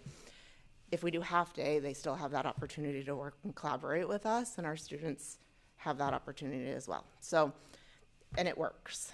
The data shows that it works. But also, I think one of the ideas around the mixed model is that some of those spots could potentially be in the provider, right? When we say mixed model, that's what we're talking about. Correct. The general education environment could be at a private provider that meets the state 3-star requirement, and then the special education services would have to be provided by the district. Okay. They would have to travel to the provider to provide those. And the provider would have to want to enter into an agreement with the Sign district an and be MOU. state approved. And Right. Right. So Okay. you'd be buying additional space in the community for a general education environment. Because we already know we don't have all the. Enough space to do full days for everybody. Wish we would have known about these requirements before, right? Okay. What other? Right, so one question that I have that I think came up in some of the information that we got is for those students who attend a program outside of our district, so they're at a community provider but outside of Cumberland or North Yarmouth. Do our obligations to that student change depending on which model we choose? So if we were only providing services in the district, do we not have to offer services to that student outside of the district? Whereas if we were working with community providers, we would then somehow be obligated to provide that. Would it be Does that that make sense? the other district has a partnership with that community provider? I'm going to have Julie answer. Okay. This is- Sorry. This is her area of special education, so Yeah. definitely. So right now, the direction from the state, and they are still looking into it because there has been some conversation from cohort 3, which is the cohort that's starting in the fall. There's been some conversation with folks around this, but right now, and I really want to caveat, like underscore bold, since I think it could change. The direction is that you can do one of two things. You can offer your FAPE offering in your community, whether that is in your private provider or in your school, whatever direction you're going, and the parent can choose to either take your FAPE offering or stay where they are, or you can enter into a superintendent's agreement with the district that is like if it was Yarmouth for us, you can offer a superintendent's agreement and have the two superintendents either agree or disagree to support that superintendent's agreement, and then the student becomes a superintendent's agreement of the other town. That's sort of the offering. Sort of 2 months ago, the directive was that it would be an individual service plan, and we would be commuting to the surrounding town and doing an individual service plan and consulting to the early childhood center in those surrounding towns. So it has been sort of evolving, which is why I'm a little bit hesitant to give an answer, because it's not quite nailed down yet for the fall. So it's one of those choices. Sounds like it's evolving in a good direction. I believe right now it's going to be either a superintendent's agreement or your FAPE offering in your district. I believe that's sort of where it's landed at the moment.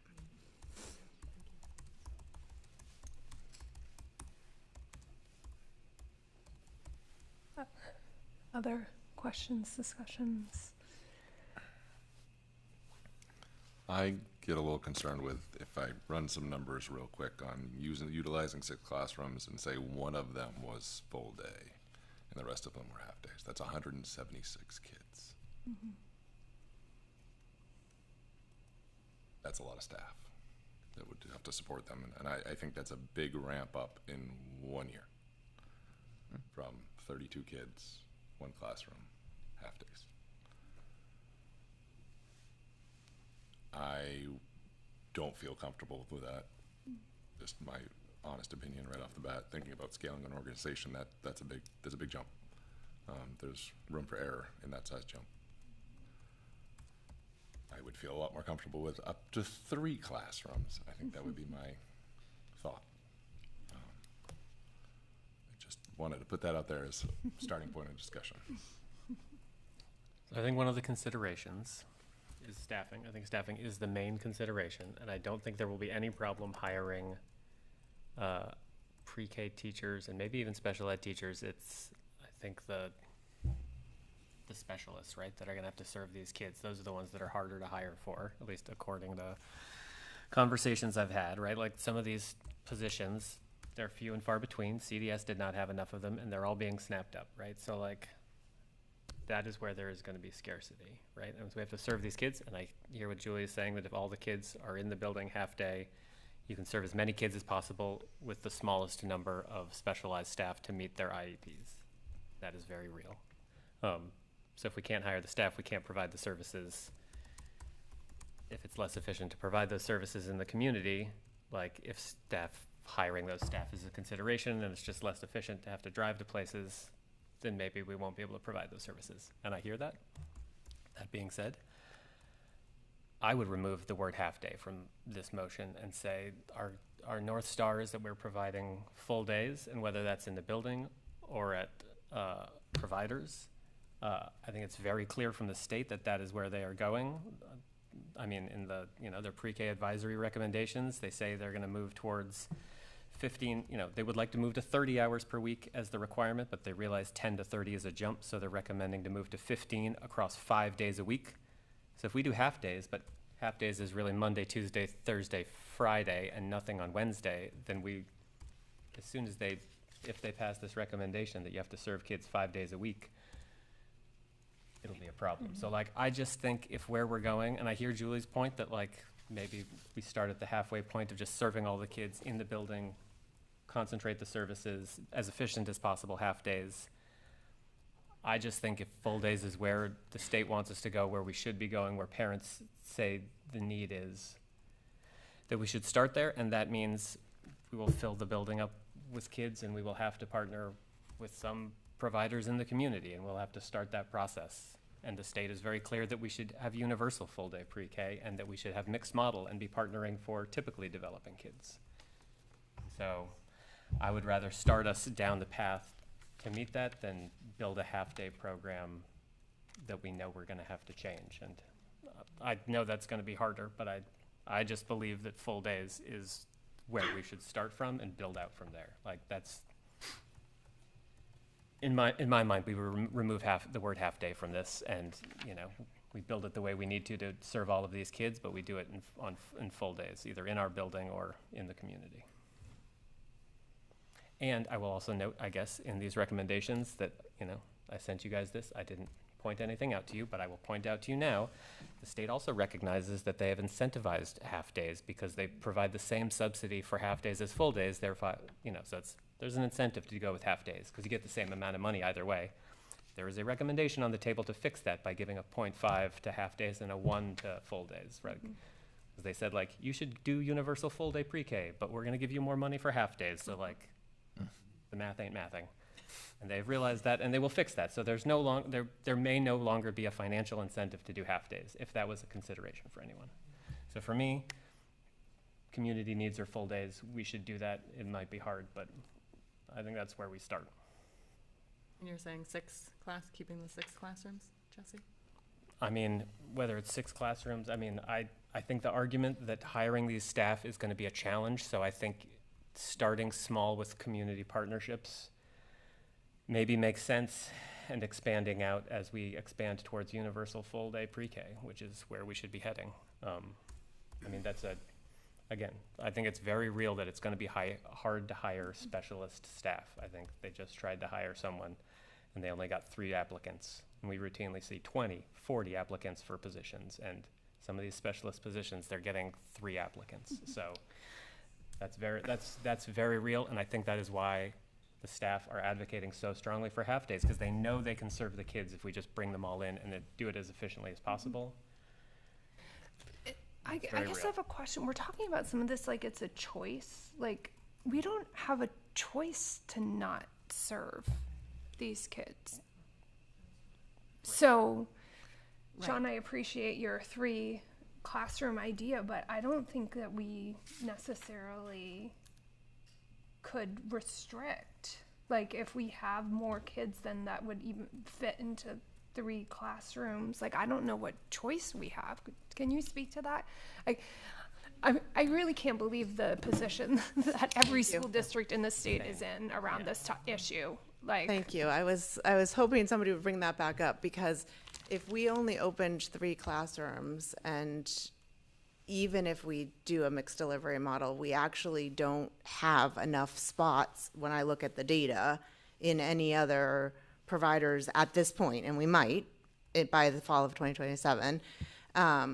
But there aren't enough open positions, and the spreadsheet that you guys collected, there aren't enough open positions in state qualified programming with people that are willing to partner and in 3 classrooms for us to meet the numbers that we have. So we literally wouldn't have enough space to meet the needs of all the students identified for us to meet the needs of all of our students. So we don't have a choice but to ramp up as quickly as our numbers ramp up. And I do believe professionally that we have the ability to do that. It's just a matter of us getting the approval from the board to start the work. And that's what we're really waiting on, is like we're churning and doing as much as we can until you all are ready to hit the go button. We're ready to start the work. I mean, we've been working for 7 years in sort of one delivery model. We know how to educate students. It's just a matter of sort of where and how are we going to do that?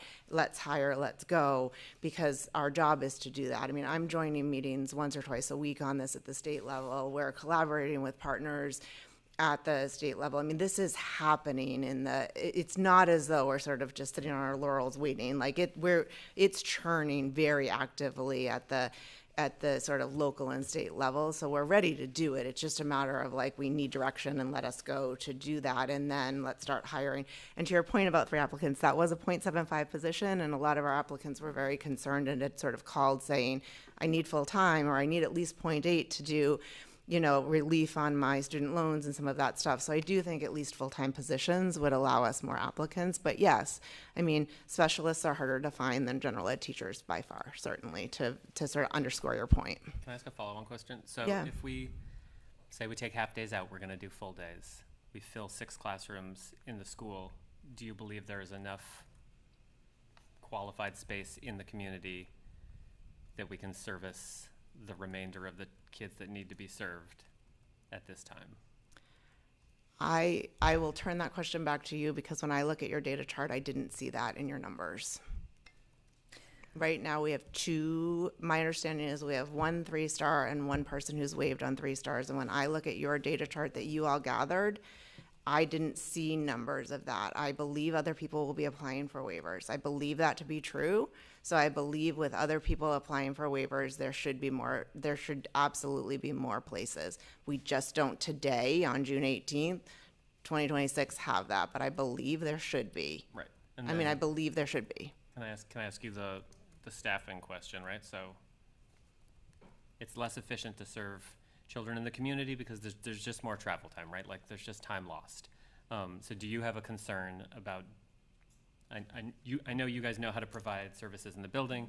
If we do it full day, I'm sure you can still provide those services in the building. Are you concerned with the ability to hire enough staff to also serve kids in the community in a mixed model? Is that a concern? Absolutely.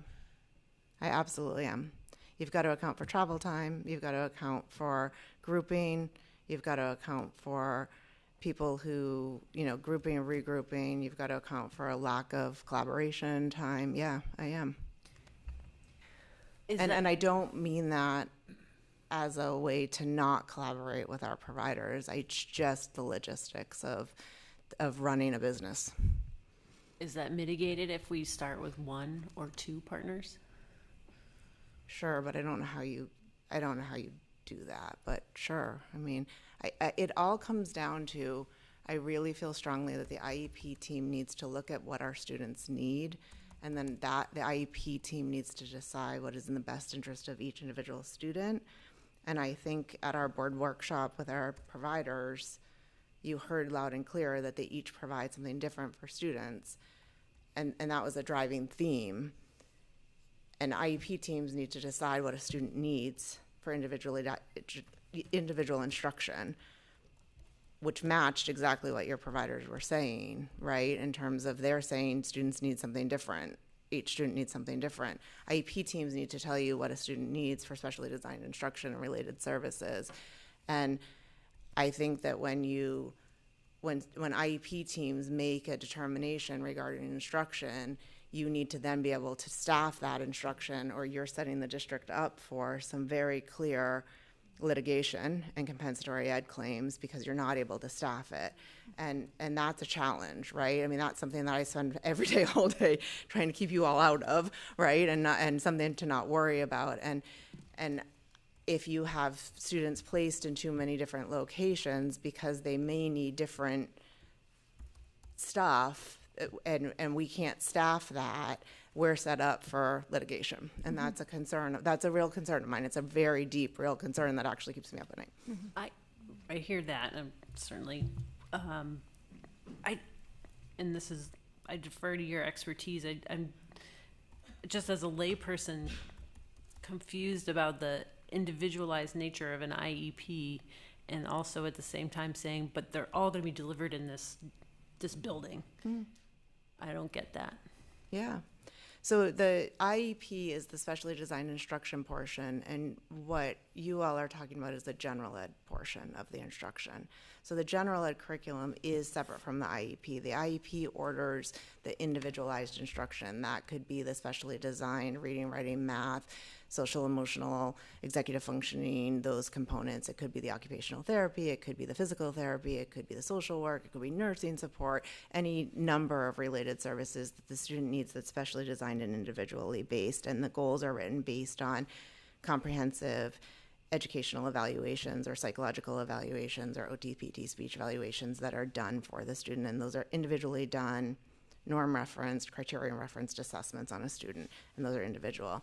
What you all are referencing is a general ed placement, and that is not an individual placement. That is a general ed placement. That's not based on evaluations. That's not based on any individual assessment. Certainly that's based on parents' best feeling about a child, how a child responds to a learning environment when they walk in, all of those things, but it's not an individual assessment that's ordering individual goals, objectives, or progress monitoring in a way that is individualized. Those two things are separate, and when we order an IEP, we are ordering very clear individual assessments that order a very clear individual plan for a student that looks very unique for a child, and that's implemented in what we're saying is a very clear, specially designed instruction modality.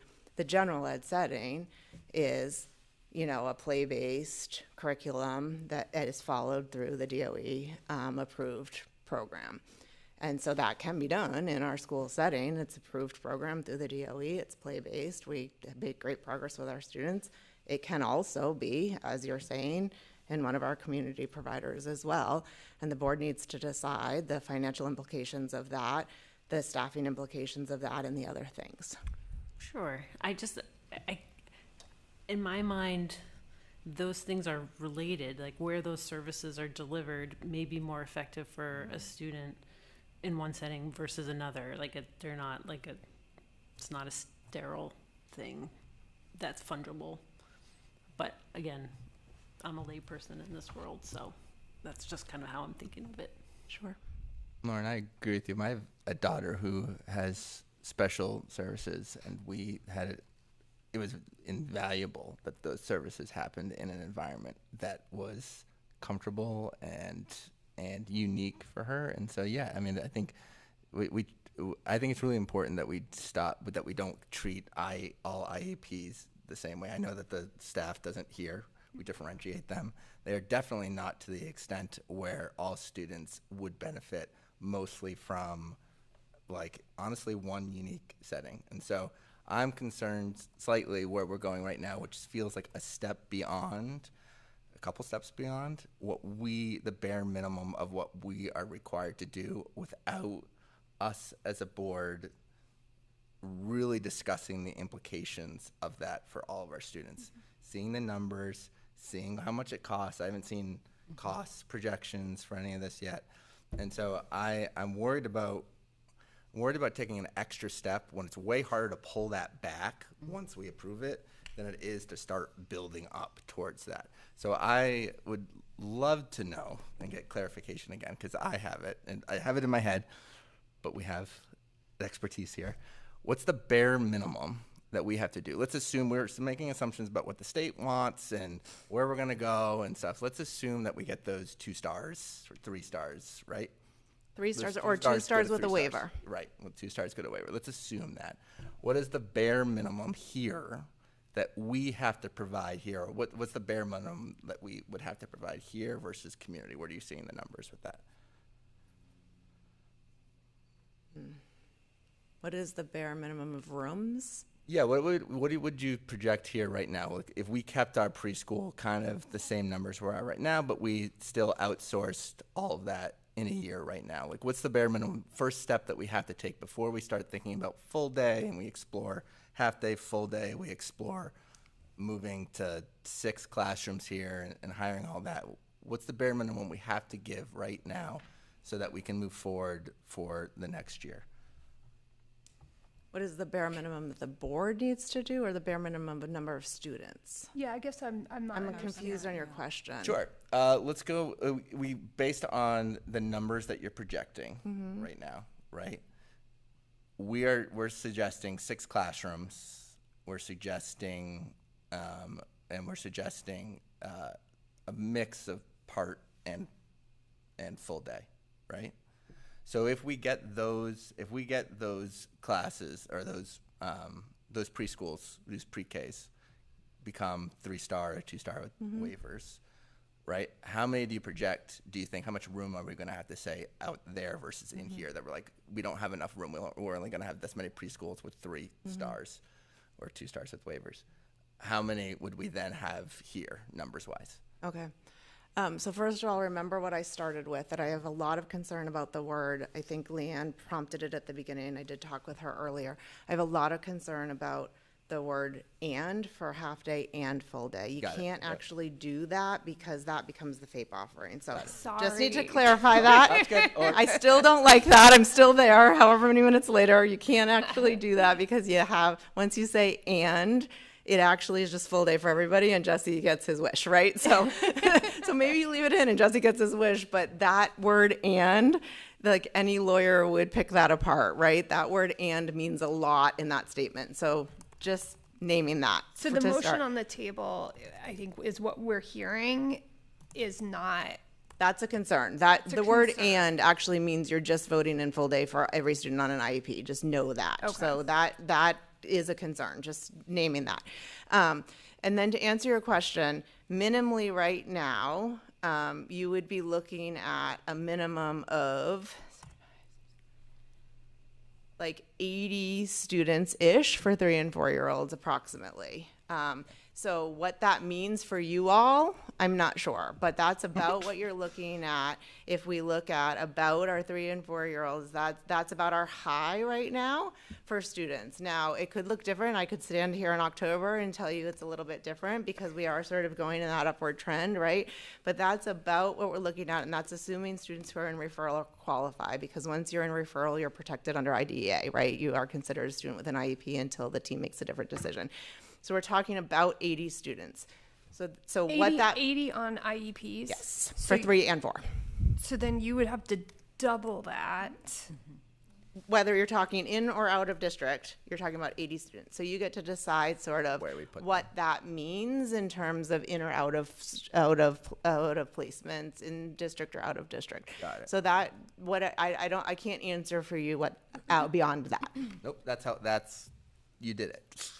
I've like the workforce issues that are going to be created by Correct. every district at the same time having to implement this type of programming. People are doing it. This People are hiring. People are doing budgets. People are on it. Like that's why Jeff and I are like anxious for you to let us go. Or wait, maybe I am. Jeff is looking very anxious at the moment. I just want to answer Tim's question about the budget. There's no way to create a budget yet until we know what the board is telling us they want us to do. So once we get more clarity, we're going to go back, Julie's going to go back really, and start digging into what kind of staffing do we need.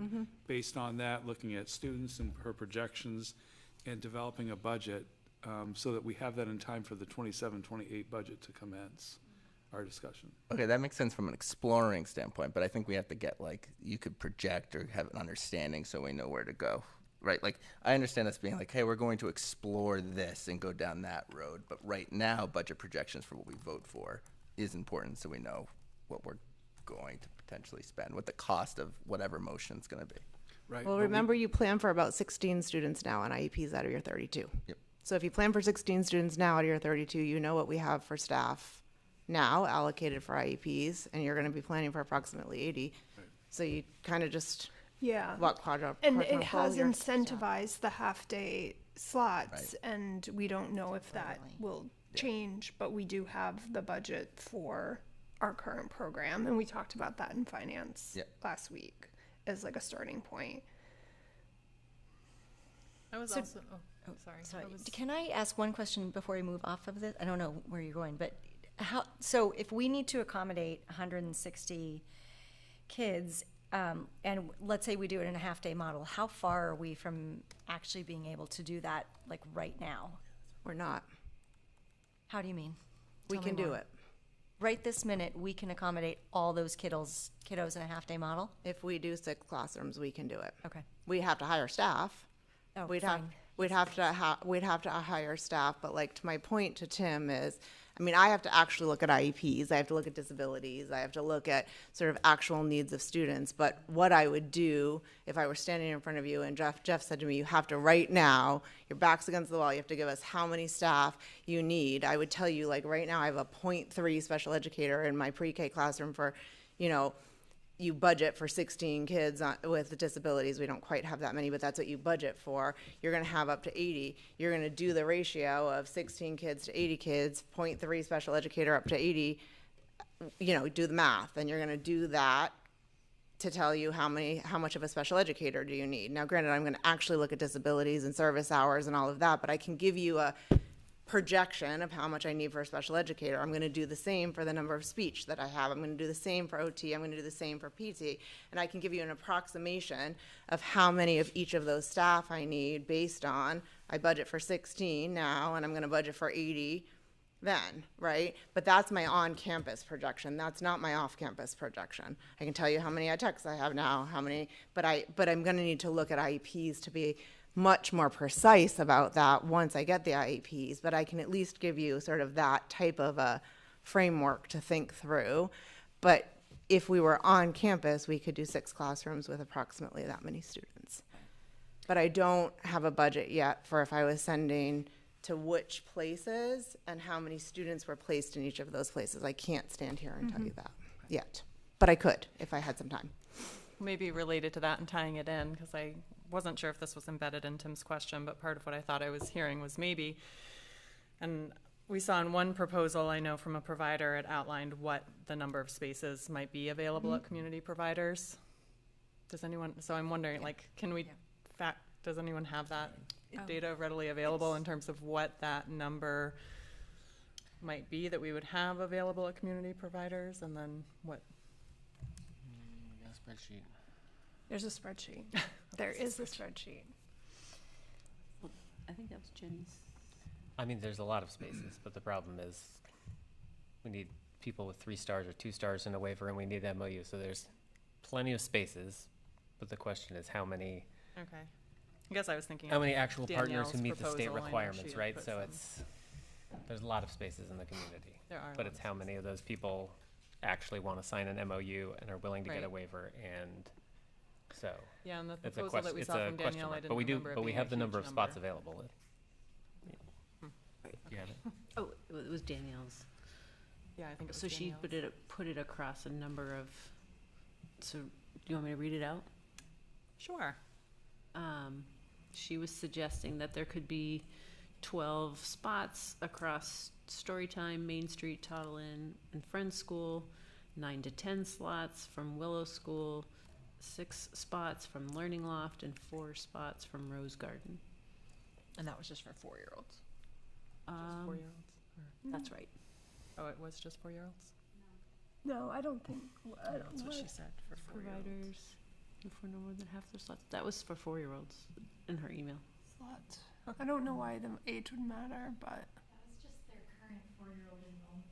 Okay.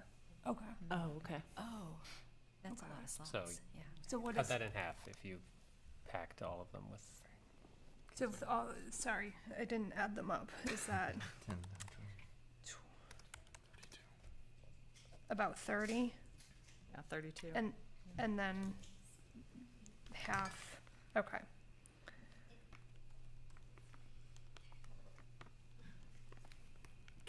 Okay. Can we hear from others if we're hearing from Julie? No. Okay.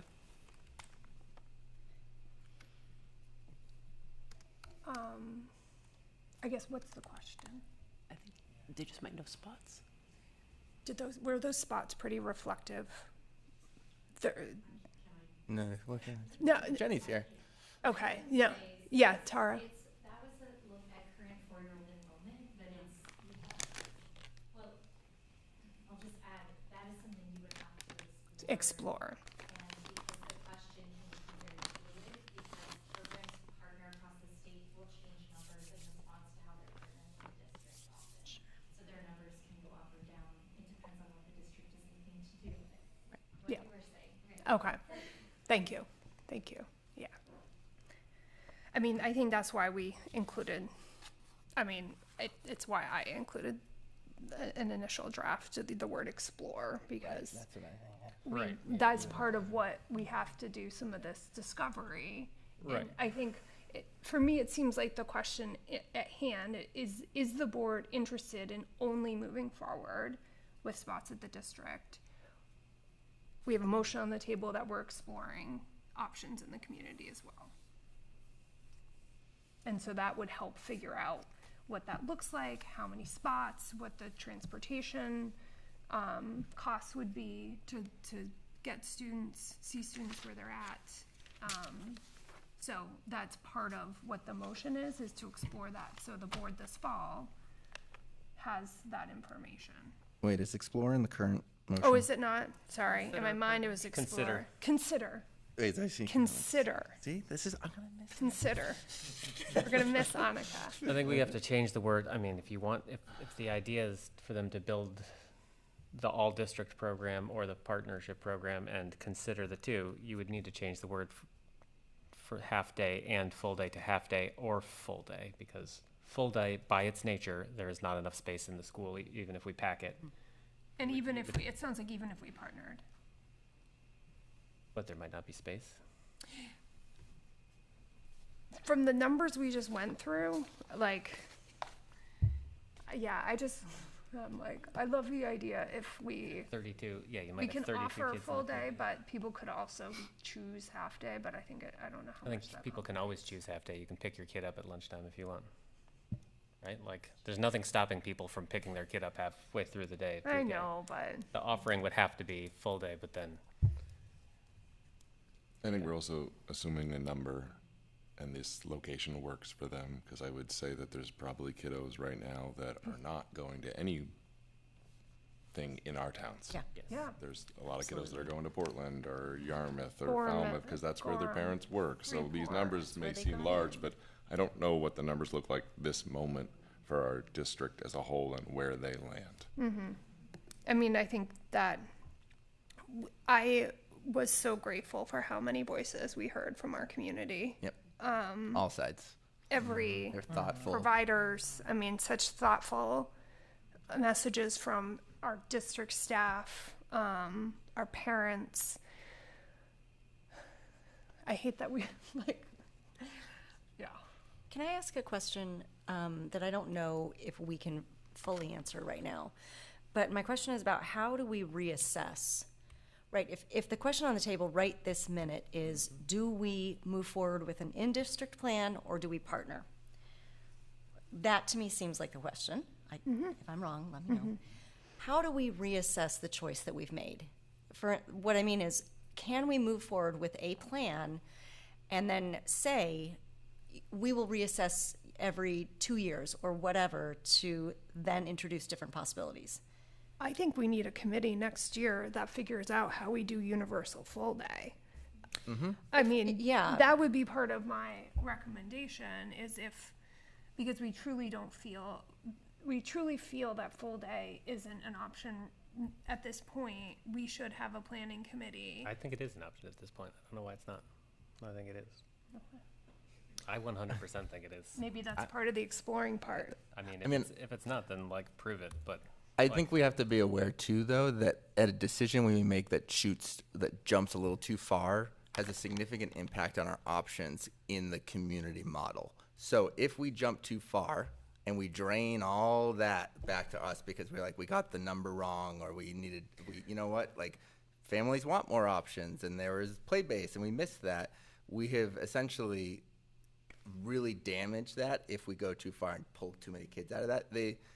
Those providers work on such minimum margins that a couple of kids, I mean, we've seen it in Yarmouth, we've seen it in the communities around us, a couple of kids can make a big difference in what they offer.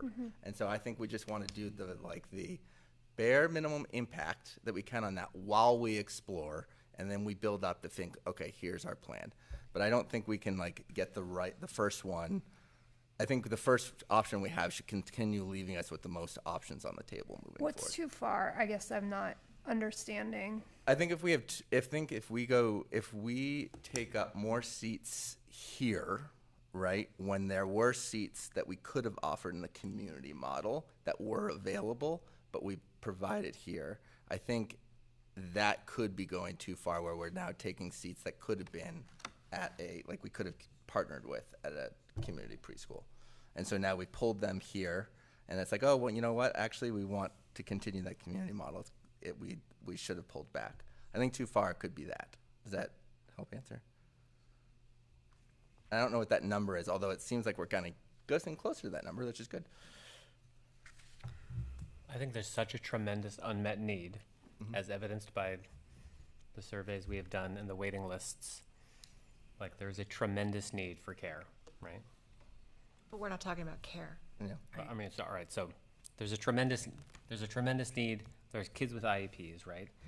You have to serve them in environment, right, with typically developing kids. So just by nature of providing the FAPE offering, you have to be providing 50% or more for typically developing kids. So pre-K education, right? And yeah, we're talking about early childhood special education, but that's provided in like a general education environment, right? So by nature of having to serve maybe a minimum of 80 students, 3 and 4 year olds, you're going to have to provide the environments for those children to be in, right? So to my mind, like expanding that within our community is the thing we should do, both at our school and by partnering, both. I think we should expand to put typically developing kids with our partners and in our schools to meet the FAPE offering, like both. But we got to start somewhere, right? And so do you want to start by just bringing every kid into the school half days? Or do we want to start more difficult full days where we should end up partnering, which is difficult because we've got to figure out who's got the stars, do the thing. We have to well, we do all don't, the the work. state, I think the state tells, like. The state will tell us, the right? state will tell us. But that's harder. Bringing all the kids in half days, it's a tested model that we know works. It's an incredible model that Yeah. the school has created for these kiddos. Right? It meets the minimum standard right now until they change it to 15 hours, 5 days a week, and then we're gonna have to start serving kids on Wednesdays if they do that, right? Like, so it meets the minimum standard now. It may not meet the minimum standard as soon as if they pass that recommendation that they just made in 2025. So to me, like, why are we building them? I don't know. I mean, we have a model that works to meet the requirement for early childhood special education half days, and we just bring all the kids in. But there are knock-on effects, and so I would rather start with full days, which I think is harder, and that's going to force us to partner, which is harder. And there might be budget implications. The state has recognized that they incentivized half days, and they are probably going to fix that, so I don't think there will be. Maybe it's less efficient because you have to travel. That's harder. We got to hire people. That's harder. But I am all in for the harder thing. I think full days are bust. Leanne, have people considered the budgetary implications of going out into the community with providers? I mean, that's what we're talking about, Yeah, Scott. that's going to be far more expensive. Yep, yep, And I we know know we're that. concerned about Yep. budgets and so forth, but yeah. But it seems to me that if we are going out into the community, that is a much more expensive Yep. model. And I've heard cost a lot from the board, so. I don't know, it could be worth it. I mean, I think it's worth it for certain reasons. Would the state reimburse it either way? Well, things are reimbursed, but I think like travel time may not be, maybe it is, but Reimbursed now, but later it'll be reimbursed through the EPS yes, model. it's more controllable when it's all within And we don't know the what walls that'll of the look like school. with, obviously with the association as well, having to travel and go back and forth outside Yep. of the district. Stuff So we'll have to figure out. You may have to look at, negotiate that impact, I'm Yep. not sure. It won't be just reimbursing mileage, so. No, yeah, we'll have to figure it out. And luckily, there's a couple districts that do that, so we should have good estimates from how they've been able to make it work. What were you gonna say, Lauren? It may be a bit of a non sequitur, but I saw this come up in a bunch of emails that we got from people. So I just want to raise this because it was out there in the community about the partnership model, which I'm in favor of, but I think there might be a I don't know what the word is, I'm tired. I think there might be an idea out there that wherever you are in the community, you can just stay. That we're going to be able to partner with every provider in the community, and this works with everybody. So I just want to just clarify that that's not true, that there's going to have to be a qualification process, which, again, I'm for, but I just want that out there because mixed model doesn't mean that we can work with everybody. And that also, I think, maybe is also in favor of the cost containment. Like, we might not be traveling to 10 different spots. Mm-hmm. It may not be that much travel time. So I don't want us to freak out about that. It may not be that much. Just want to put that. Oh, also, I saw a lot of comments also about the CDS model was a failure, and why are we replicating that? And I totally understand that perspective. I also just want to put out there, though, my understanding in part about that failure was because of the way that it was funded and the way that it was structured. And that's why it's being reimagined. So I don't think we can necessarily say that it's going to be just a recycling of that model if we partner. So just want to put those ideas on the table. Speaking of misconceptions, I actually thought you were going to say what I thought. In the emails, I also saw a common thread sort of implying that what we do at Mabel Wilson right now is institutional. That came up a lot. Is a lot, yeah. And Julie, I'm wondering, you just said that it's a play-based curriculum. Mm-hmm. And I feel like maybe it's important to address that of course being in a bigger building is maybe going to have a different feel to it, but I also don't want people to think that if their 3 and 4 year olds are coming to the small school, that means they're going to be, sitting at a desk learning how to read and write rather than doing the same kind of play. So. Thank you for bringing that up. I really appreciate the opportunity to talk about that. Yeah, we would never expect our 3 or 4 year olds to, I don't know if the camera was on you when you just did that, so I'm going to remodel what you just did. That they're, sitting at a desk and I think Jeff has shown in his budget presentations tell me, Jeff, like the 1950s, everybody's lined up sitting at their desk. It is a play-based curriculum. Our students are often outside. They are often at sand tables, the doll houses, the rug. They are not sitting doing paper and pencil tasks. We are using curriculum that is DOE approved. It is evidence-based curriculum. They are engaging in role plays and natural environment. They are socializing.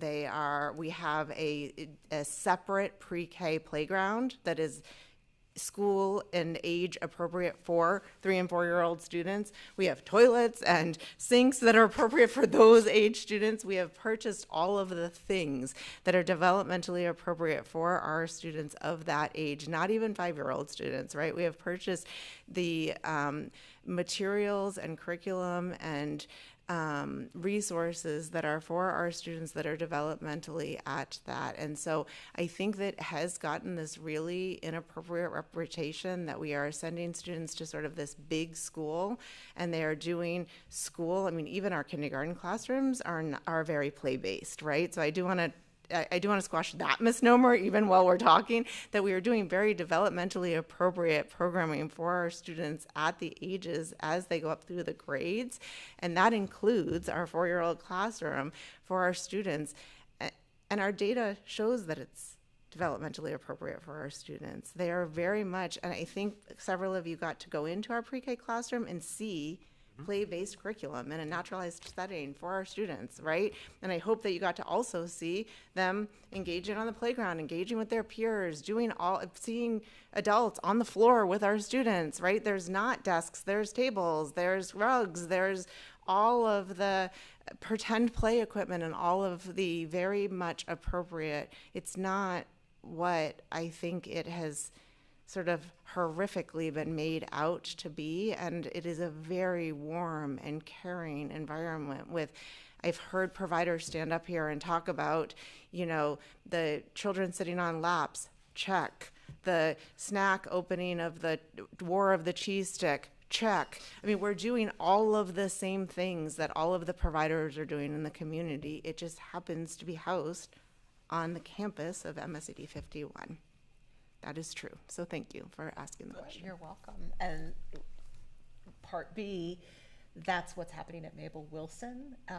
Is there someone here who could speak to what the playground, the outdoor setting will be like, the planned playground at the small school?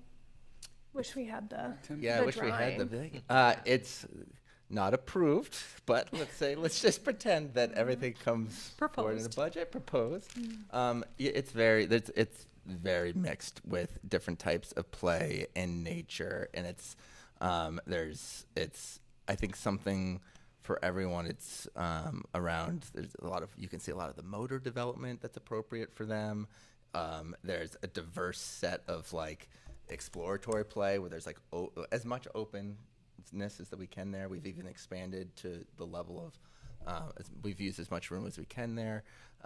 There's appropriate heights and slides and climbing things, and like there has been talk about some water play or sand play because it's, you know, like I can't think of it. A lot of different surfaces, sensory. There's a lot of sensory Tactile offerings. sensory, yes. We have a Water, sandbox now, yes. Different Yeah. surfaces. So I mean, I think that playground, I think, hits a lot of different models and has been well thought out from a lot of diverse people. Yeah. With a lot of input from. Did you contemplate 3-year-olds? Yes. Oh, yeah. Okay. Yeah. What's the capacity on the playground at any given time?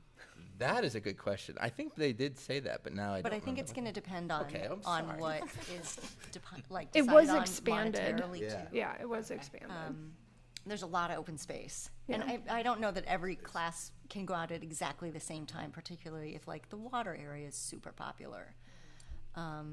So I think it'll depend on what we approve or what's approved ultimately. And also what's scheduled to, the school can schedule it.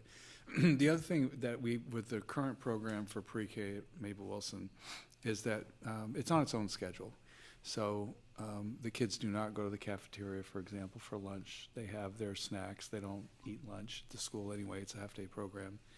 And they don't go to specials. And everything is really on their timeline and their schedule. And they're part of the building, but they're also really their own entity. So I think that's important to note. Lauren, did you have a question? My understanding is that the state doesn't yet have a approved curriculum for 3-year-olds. Is that true? That is my understanding as well. So we just wait. Well, you know, my advice right now to those of us needing to sort of muck through that would be that we would look at our evidence-based and research-based curriculums that we would be using, and we would extrapolate from those and use the components that made sense to differentiate from those pieces. We do have IEP curriculums. We already know those, and we can use those, right? We're all set in the IEP land, but for general ed curriculum, we would be extrapolating from the curriculums that we have for 4-year-olds and differentiating from those pieces. And certainly if and when the DOE, you know, we're paying close attention to what the DOE is doing, and we would adapt and work through professional development as needed. That's my concern. Like, we have experts who've been working with 3-year-olds for decades. I don't know. I don't want to ignore them. Well, and what comes up, obviously you sit in these groups with other districts that talk about this. What concerns are raised about the 3-year-olds under this requirement? What concerns are raised? Well, about, you know, bringing them in. They're not just small 4-year-olds, right? Well, 3-year-old is not.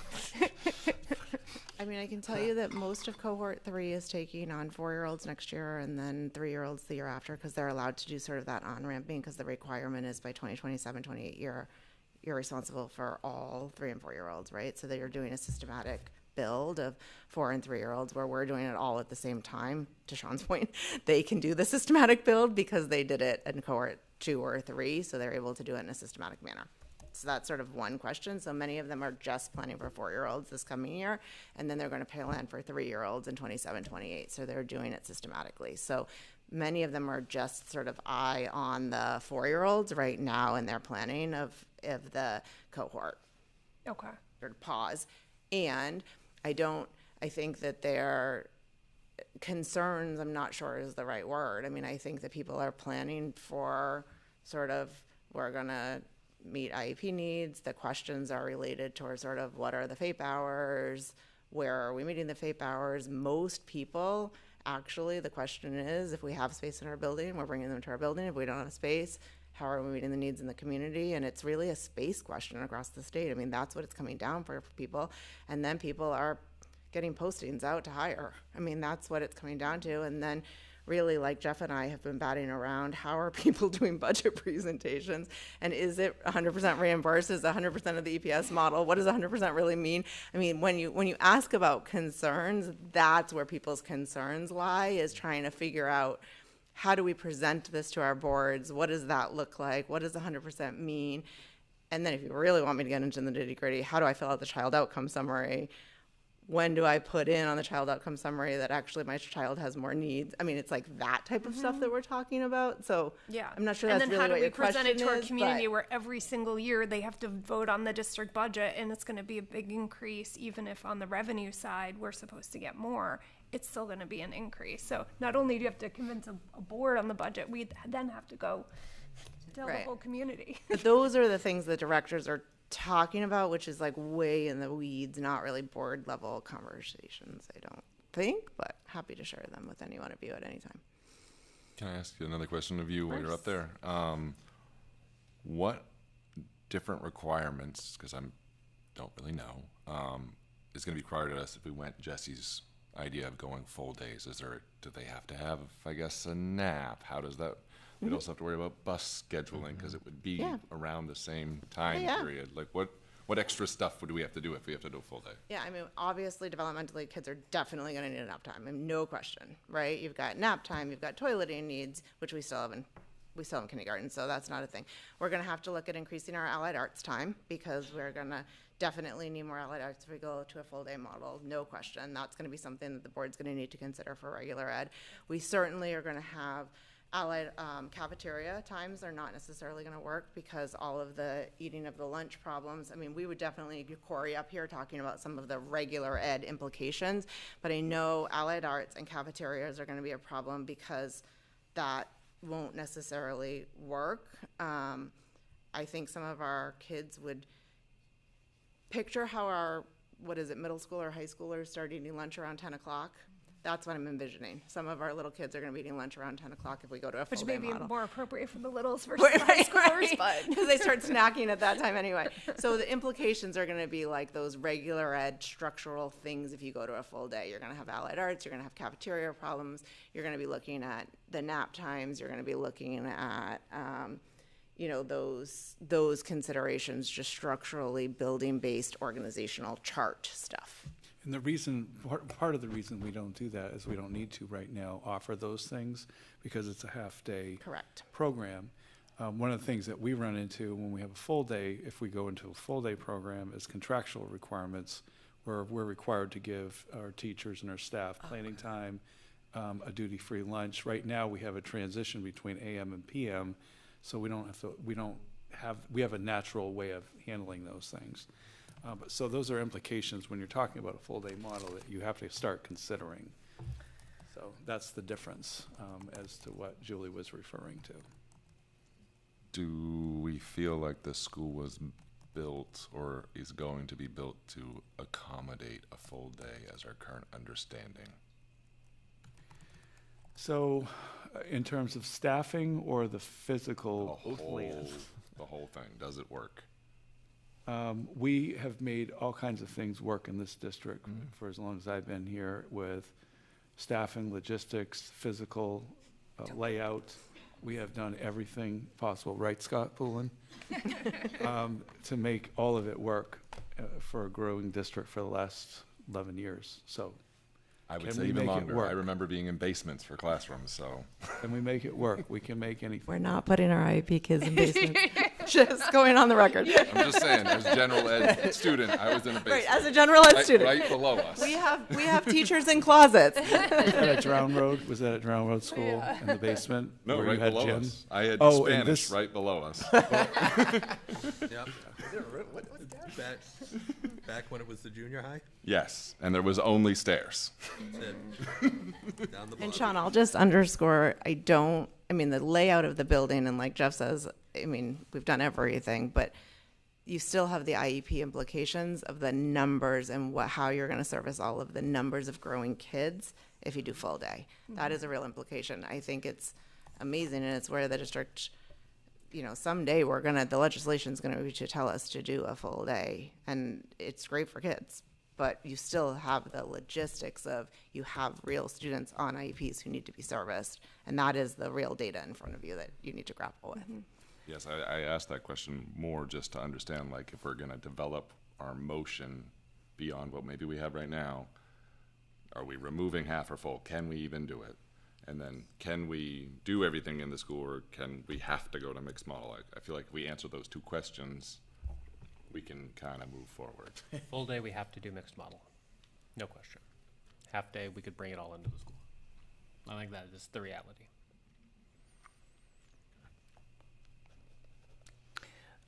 Yeah, and I think if we aren't able, or we don't think we're able to go the full day, I would love to see next board take up putting a plan in place to look forward to what it would look like to have a full day. But that's going to take much longer. And I think, Sean, to your earlier point of biting off more than we can chew, it seems like just meeting what we're required to do right now and doing that well is already a big enough challenge, maybe. Absolutely. Because I think I remember the workshop, and technically what we're required to do is provide services, not even space. No. Did that change though with the general ed requirement? Because I know there was conversations previously about like drive-through models and whatnot, but it seems like I was hearing that now that wouldn't actually meet the requirement. Correct. So there used to be this idea. So cohort 1 started. So we're now in cohort 2. Next year is going to be cohort 3, just to sort of reground everybody if you're not with me. And so cohort 1 started, and some of the services that they were doing, particularly for 3-year-olds, is what some people termed, for lack of a better term, is sort of this drive-up model, where they were servicing some students where they would sort of drive onto the campus and get like a half an hour of speech, and then they would go to their early childhood provider for the rest of the day or whatnot, or maybe at the end of the day, or maybe if they did like a half day in their provider, they would come and they would do, you know, an hour of OT or whatever it might be. And so it was sort of this drive into the service and they would leave.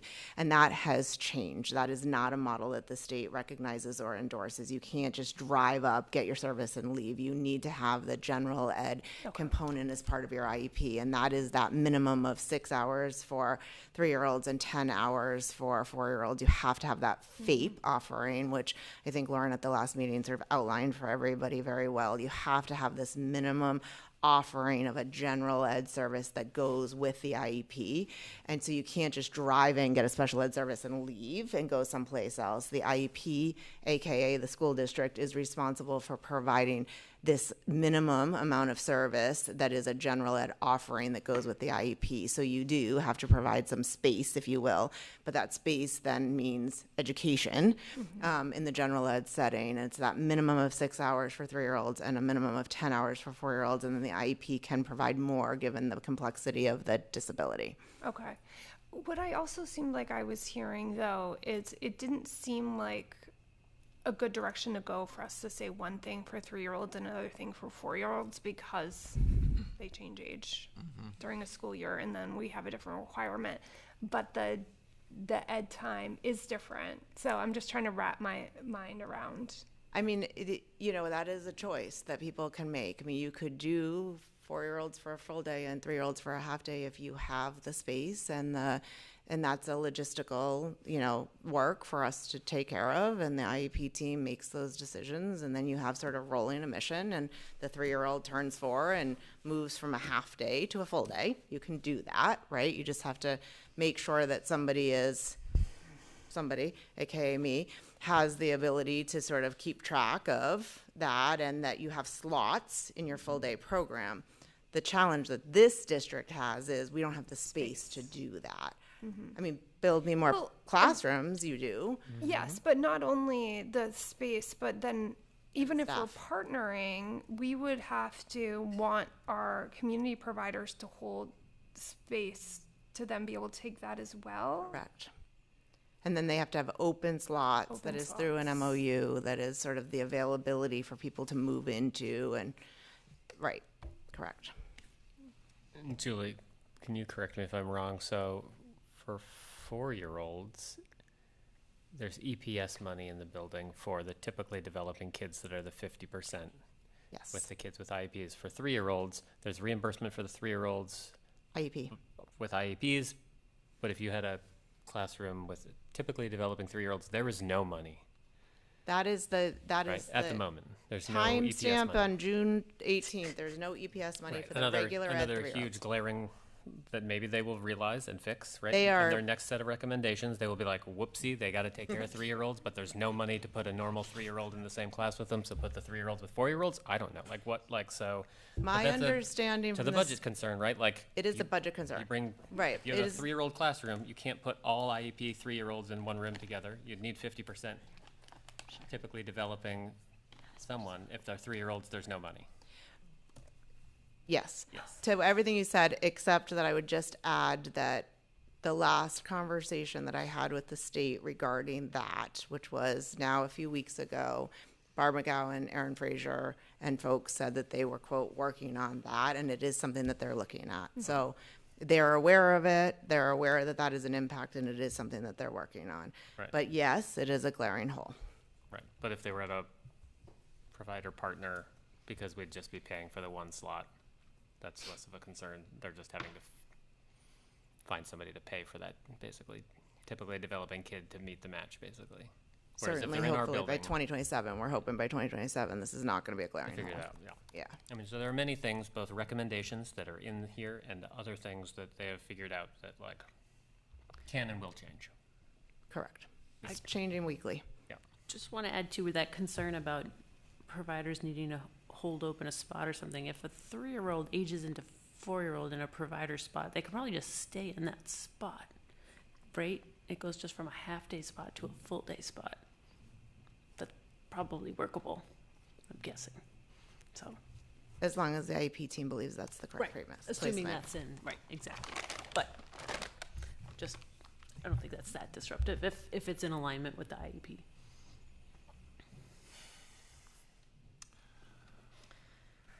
So it seems like we may have a motion on the table that doesn't work either way. Is that what I'm hearing? Yeah. Do we need to remove it to? What you can do is at this point, you have a first and a second, so I would make an amendment. There can be an amendment to this motion. You can also just vote it down if you want to as a board and just start over. I have a couple things going through my head. One is that through this process, it's certainly my impression that we have an amazing district program and we have amazing community providers. I guess I just want to say that. I know that people have contacted us with, some differing individual experiences, and I honor that as well.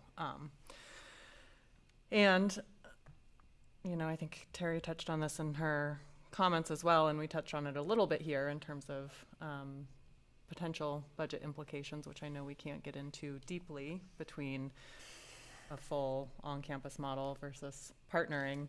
But hearing, Scott mention that it's expected that if we were working with community providers, that would be more expensive. I think it might be interesting to hear a little bit more about that, particularly given, I think, the number of emails that we received from folks like Terry, who might be a little bit more fiscally conservative, I think, or that would be my impression, I guess. And, but in support of a mixed model. And so I was very curious about that. And I'm wondering, this is totally different from what I just said, but if we were doing more of a minimum of what we need to do, and it feels like the half day is what continues to be more doable and is working at the district at this time, I also, I guess, wonder why we wouldn't still look at partnering with community providers to maintain that capacity in the community for what it sounds like we all see as an eventual need for full day option that we don't have the space for. And Annika, jumping off from something you said, I think one of the biggest challenges for me to wrap my head around budgetarily is that you do have to consider how it financially impacts the community providers, and that is something that is so hard to wrap my head around. But when you think big picture, we don't want any of our businesses to suffer financially any more than we want to add bigger numbers into our budget. It's going to be one's going to go up, one's going to go down. Either way, or maybe not. But yeah, I'm trying to factor that in when I think about it financially, and then I just start crying. Slamming my head I mean, I need some Advil, but I think one of the as the school board, yes, every year we have to go out to our community to vote, but we also have to separate the needs of the kids from the financial interests of business in the community. But we all live in a community that also has to meet the broader needs of families and the people who live within it. But I just want us to also just be careful about, what our role is as board members. Yeah. I mean, I'll clarify. I've heard that too, that we can't consider them in that where we're putting them above students first. When I think about the community model and where we're putting our kids, I am thinking very much about the students. I mean, I have a 3-year-old and a 1-year-old going in, and the types of options I want, or where what the options I want available to us as we go forward about what paths and data come in. It's definitely I think keeping that business model around is what's best for our students in this district as we stand right now today. So just to clarify, when I say that, we say that it's not just I care about such and such having a business or so and so having a business. It's I care about where our students are coming from and the options available to them too. I know you're not saying, I'm just clarifying. No, and it's just a failure of our system that we just don't decide that childcare is should be a need that's met within the community anyway, and that we're put in the position of pitting everyone against each other. Mm-hmm. They tell you to save for college. They don't really tell you, when you have a kid, they don't tell you to save for childcare at the beginning. Oh yeah, it's, the whole thing, the whole structure of families. Yeah. Can I just point out another theme that I think we heard a lot in the emails we received? There was a lot of people who voiced support for mixed model and for parents to have choice.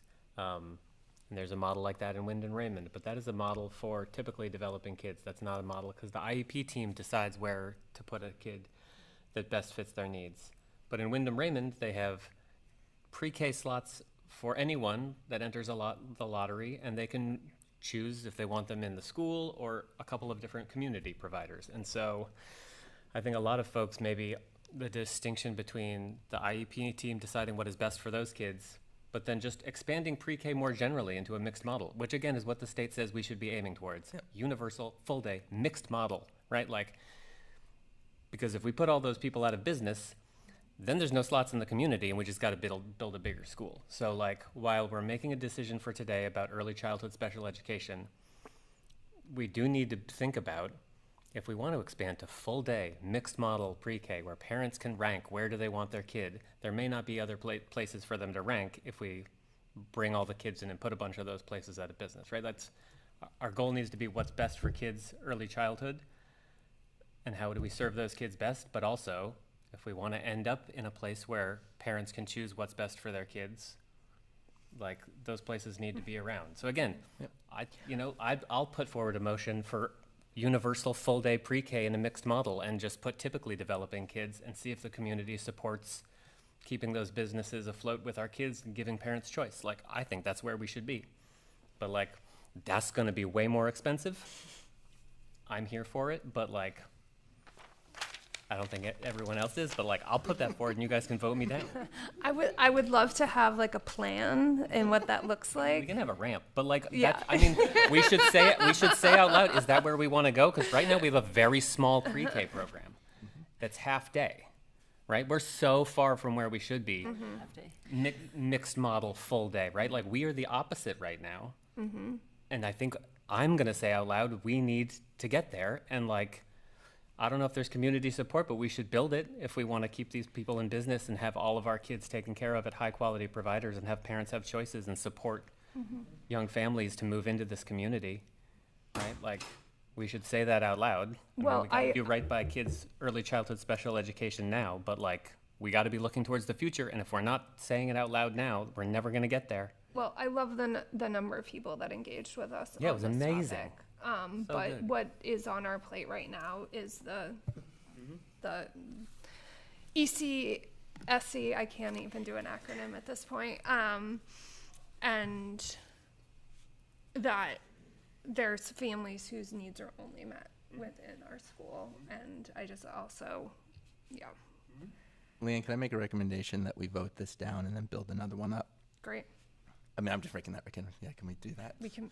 Because I think I'd rather build something fresh based off what we're saying than try to manipulate it within that. So do you move to remove the? Call the question. I would Okay. just go ahead. I would go ahead and Yeah, put call this the- motion call the forward. question. You've already put it forward. You have a first, second. I would call the question okay. and then vote on it, vote it down. All those and in then favor? start. All those opposed? All right. Motion's clear. Motion down. Okay. Now, do we have a motion? Did you write one, Tim? Not yet. 1 second.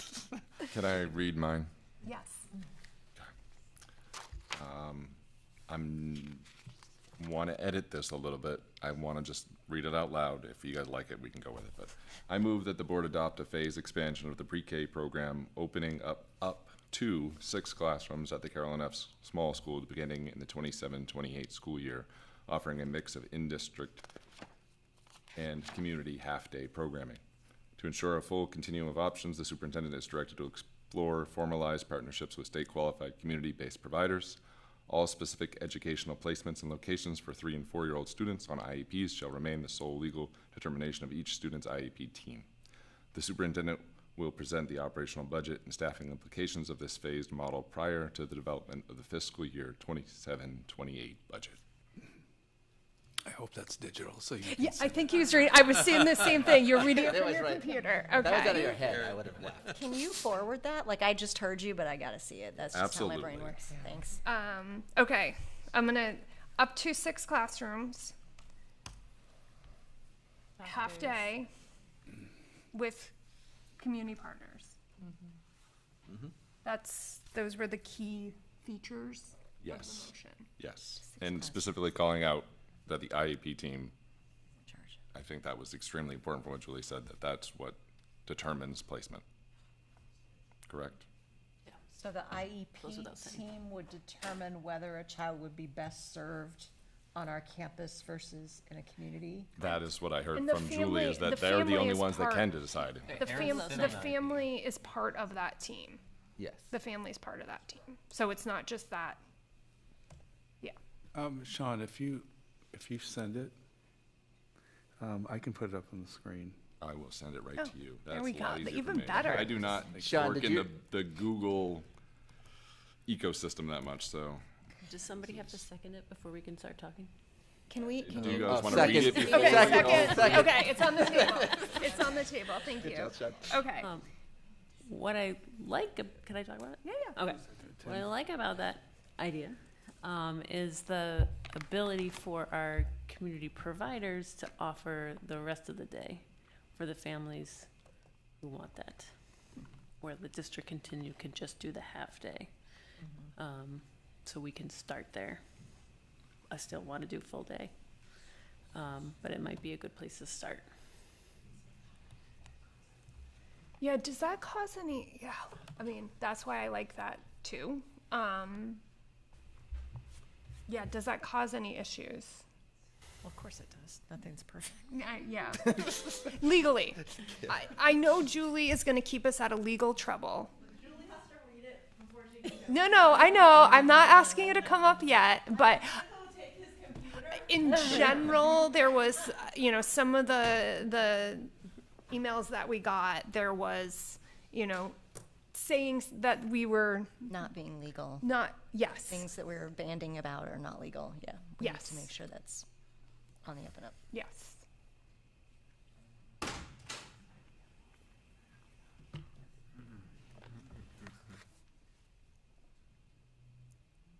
Jeff.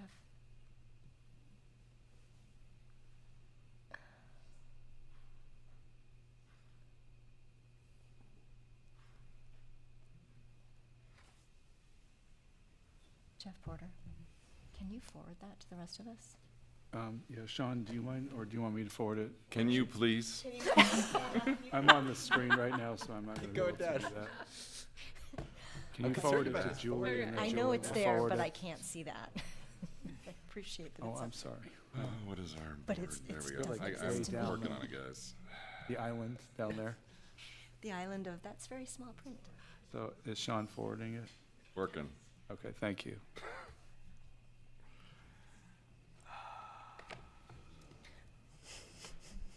Sean, what do you mean by a mix of in-district half-day programs? I changed some of what I said from there, right? Okay. So I didn't quite finish writing.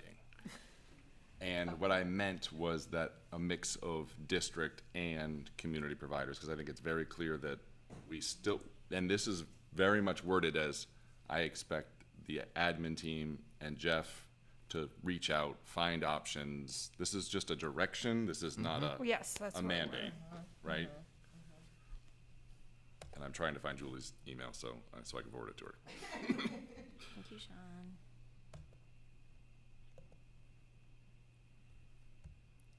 So there needs to be another sentence in there, or a couple words. That would be in-district and community-based, is that what you had actually said? Yes. Well, it's kind of in the second, it's implied in the The second. only thing I was adding, Julie, was offering a mix of in-district and community half-day Do you program. want me to add that? And what? And Community-based or private partner, whatever, however the proper word is for everybody. Sean, in this, I'm reading it through. Like if he's he's exploring. I love that we're exploring here, directed to explore. You know how I feel about that. If at the end of this exploration process, we're like, we need 8 or it's 4 classrooms, like is in this built in enough for there's still direction of a check back in with either a committee or the board, or what's that exploratory? Like, did we say that at the end that there's a conclusion of this exploration? Yes, the There last is- sentence. Yeah, I didn't put it up because it was too much. But Yeah, this will be part, I mean, I know we talked about it at finance, that it would like come to finance, but I think the next board needs to decide if there's like a committey as well has their. I mean, do we need to get specific about that? As No. A final Great. Fantastic. That would be like in those summer workshops. Exactly. I think this. I think it's pretty good. Yeah, and I would love the next board to also take up that longer term full day plan. Yeah, I like it except for the word half day. I'd substitute that with full day. I mean, Wait, I'm, so not, be- I'm not going to vote for it for Just half to day. be clear, The you only want way, full day. the only way that would work, Jesse, in my opinion, reaching out to other communities and districts, is if we were to charge a sliding scale wraparound care model. Because obviously we can't charge for the services the state is subsidizing, but we technically could charge for the hours beyond the 10 hours and or 6, per what I've heard from other communities. But that still wouldn't solve the space issue, right? Absolutely not. No, that's the mixed model that Can we Jesse was keep all those mentioning. portables? Oh my gosh. I'm joking. They're gonna I'm change the funding joking. model, so. Can renew the lease? Which we're still paying. What I like about this is that it doesn't exclude full day. And I feel like it meets, I mean, sort of to your point, Tim, and I don't want to say the bare minimum because these are precious 3 and 4-year-olds, but it meets the legal requirement, as long as Julie agrees, it meets the legal requirement. The most important thing, and that's what I've struggled with the most. The most important thing is that these kids get the services they need because it's the legal thing we have to do and it is the right thing to do. So whether full day becomes all community partners because we can't handle that and we are able to be specialized in our building for the kiddos who need that program and that ends up being half day or however this might grow.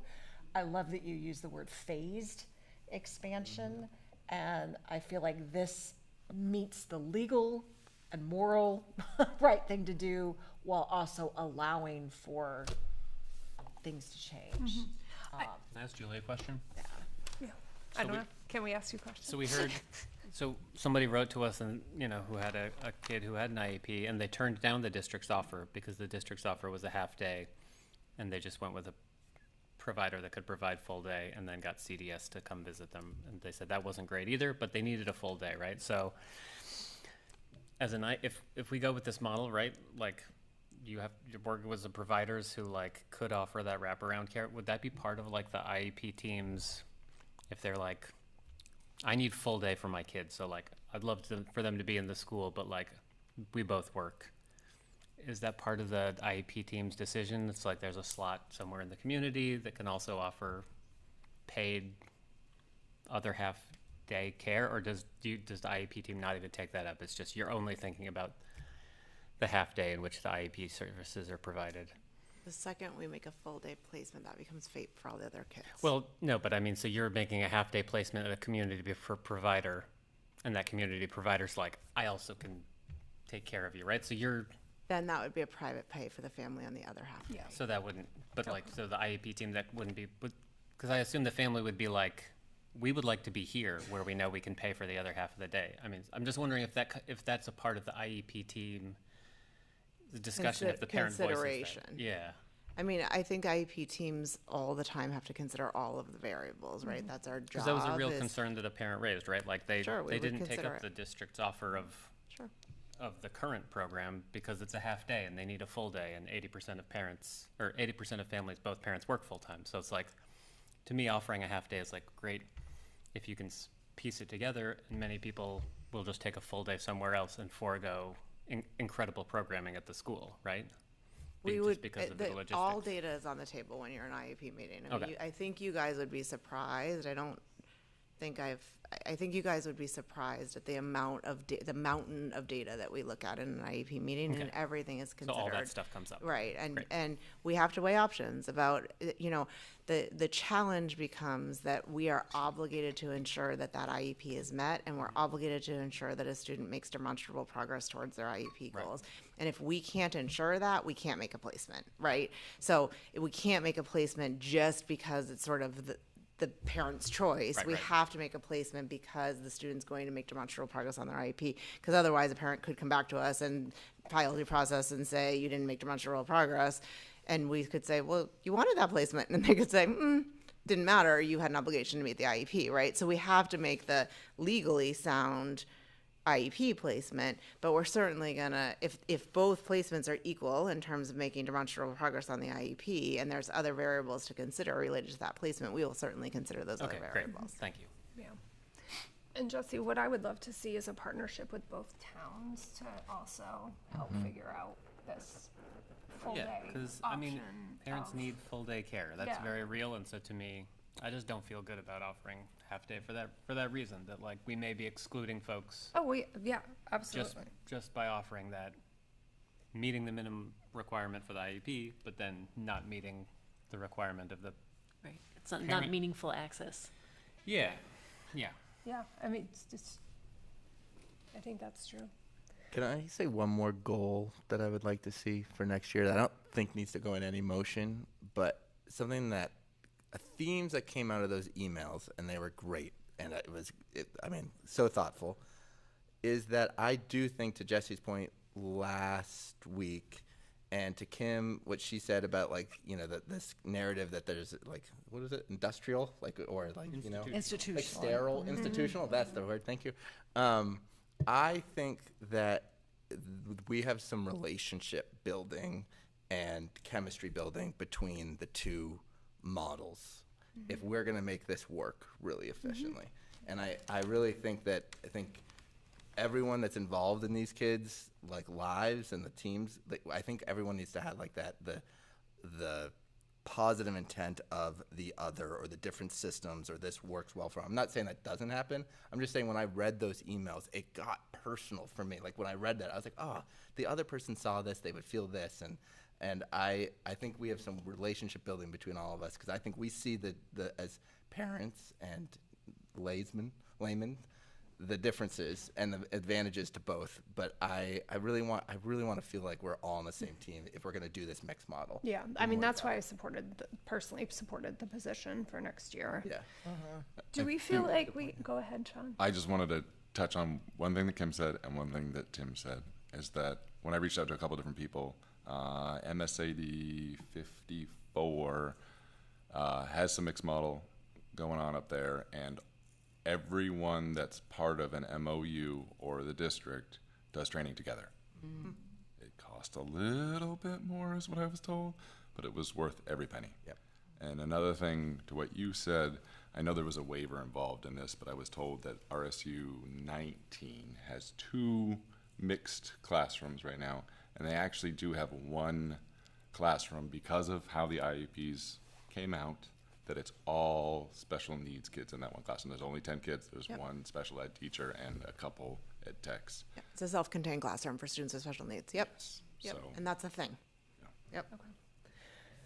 Do we feel ready? Sorry. Well, I'm just wondering if we want, so to Jesse's full day, and so when I read this motion, when I read phased expansion, I'm kind of reading into that we are looking toward eventually a full day model, but we're not explicitly stating that. So I guess I'm wondering, do we want to explicitly state that we would be, I'm sorry, I don't have like a good suggestion for that in terms of how that wording would be, but like. I almost think like separating the two, and like many of you will be on the board next year. Sorry, not you, Annika, but I think when we create our board goals or discuss committees, we absolutely need to have that conversation, because I think it's going to be inevitable. And I would love to say that we can lead the way in this, which is we should have designed a bigger small school.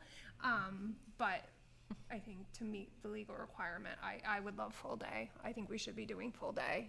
But right now, in opening this new school and trying to work on these partnerships, for me, it's a starting point. Right, yeah, absolutely. I just didn't know if we needed to like give it that vision down the road that we have an eye toward. That wasn't in a strategic plan. Yeah. Well, it may be a state mandate. Got a date too. already. Let's get Come on. It may be a state mandate. Like, we may not need it to be the vision because it may be what is happening next. I appreciate this because we're not saying that, and I am a little nervous about how this is all going to roll out. I think this covers us really nicely with a phased expansion, because you're not cutting off anything, and we're not explicitly saying, I'm so sorry, Jesse, full day. But I think it's the right way to go for now, because I don't think that we can predict the future. Who knows? You know, there are things that could happen. We could have another big bubble. We could have fewer kids. I'm not really sure, but I don't want us to be, I don't want to put us in a position where we're like really taxed and we're, you know, totally crushing you. And I think this is a really nice place to start. So I want to say, as the person that's in this motion to have to carry this out, I just want to make sure I understand that we're in 27-28, the board is saying open up 2 6 classrooms at the Carolyn Small School and explore formalized partnerships with state qualified community-based providers. Bring that information back as part of the process, the operational budget, and staffing implications. And I'm saying out loud also for Julie's benefit, because Julie, by extension, will be working very diligently on this. So is that, am I getting that correct? I guess I'm asking the author over there, Mr. Author, is that, did I interpret that correctly? 100% was going that direction. As you know, I shared one with Leanne earlier or last week, that a motion that was similar to this, but I think this addresses or adds in what I missed, because I didn't have all the details, right? So I've got it right. And then I want to ask Julie out loud, as the person that's going to have to work the most on this. And do you feel like this is enough information as the Director of Instructional Support to be able to help put this together, really be the person doing that? I think it's important. Okay. I do, and I appreciate that the IEP team continues to be the sole legal determination of the student's program. I think that's really important, so thank you. Thank you. Okay. Are you ready? Okay, all in favor? Okay, all opposed? Jesse? Okay, Jesse. Okay. Motion carries. Thank you. Thank you. And thank you all. Thank you, everybody. So this was a lot of work and a lot of care. Just for that. Starting the conversation.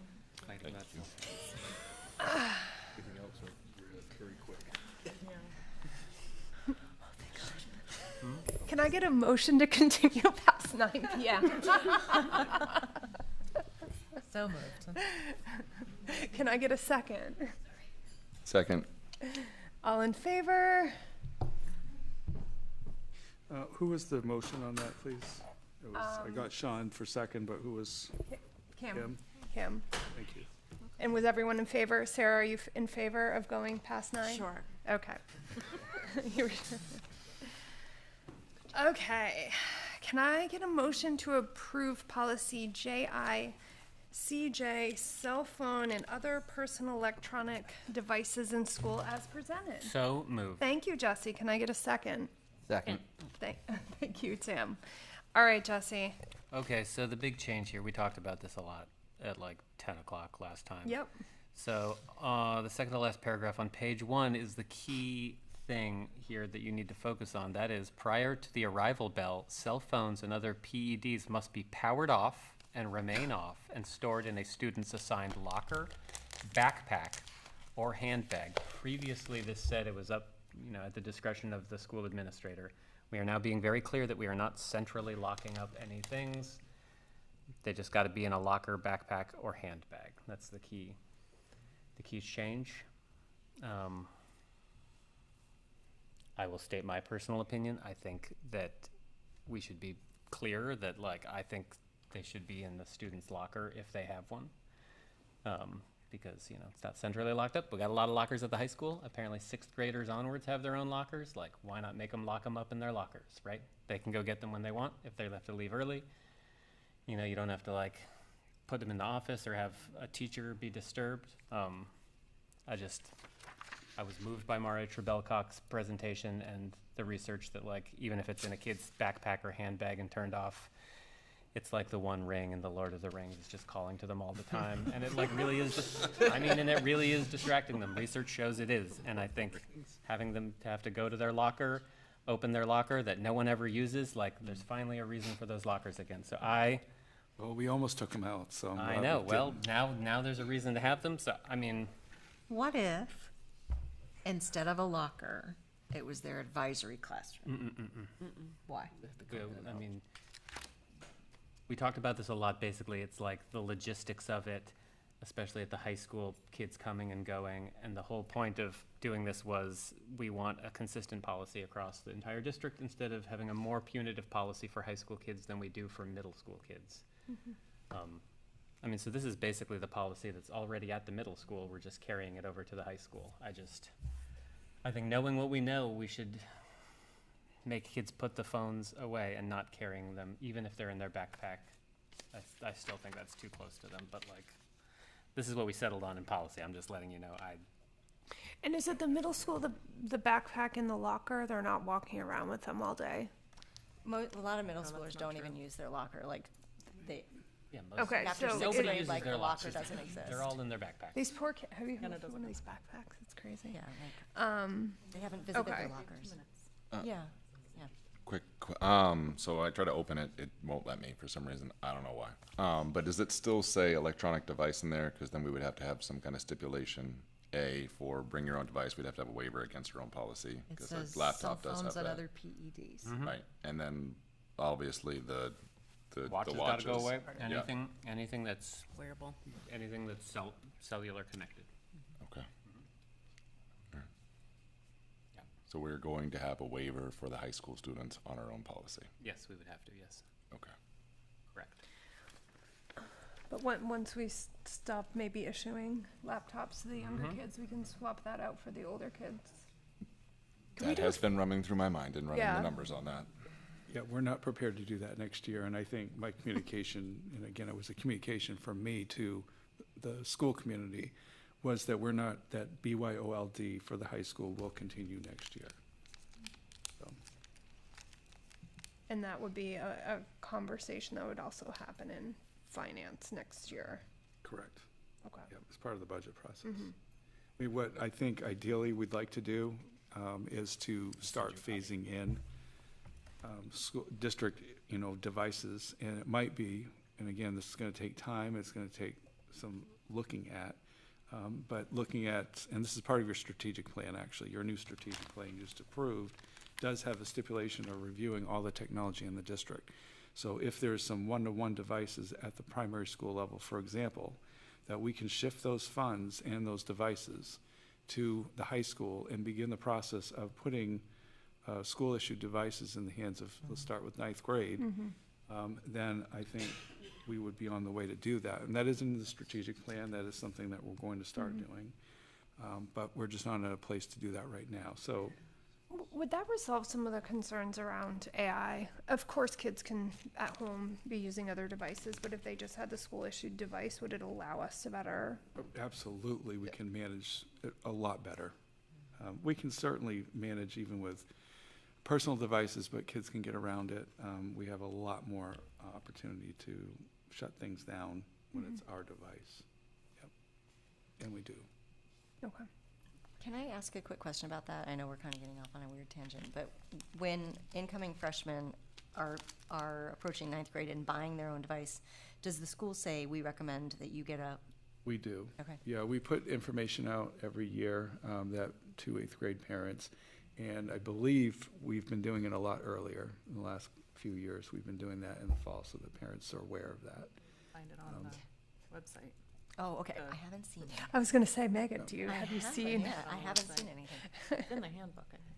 And it's in the handbook. Yeah. Yeah. We made that switch a few years ago.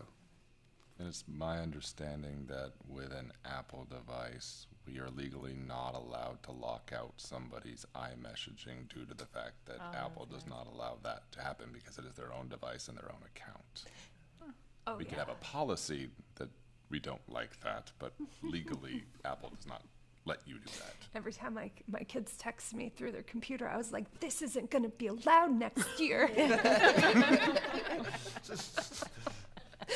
Well, is there, so, to your point though, Leanne, that not being allowed next year, is there a way that we're controlling for that, or that we're, okay. Only in Using computers policy. less? I don't know. But even communicating that to parents could be helpful, right? I'm also guilty. I mean, something, I text my kid. I am just as guilty. So yes, parents need training. But that does not apply to any other device. So it's really only Apple devices and Apple policies. There's no, like Android doesn't, there's nothing, you can block that. It's not built into their software. And this is from limited understanding, and I will probably eat my words, but that is what I've done research on, and that's what I've read. There's something I would love to see, and I'm probably taking this slightly off tangent, so stop me if I am, but I would love to see education, especially in the middle school, just speaking to the point that several people have made, which is that just taking phones away doesn't educate them on how to use them. And if you'll all forgive me for just a moment, Tony and I were my husband and I were talking recently about how one thing we might have done right in our parenting is that phones were never a birthday present or a Christmas present. They're a utility. And so we would say to the kids, you are getting this not as a toy, but as a way for us to be able to communicate with you. We didn't do great with it, especially kid 1 versus kid 4.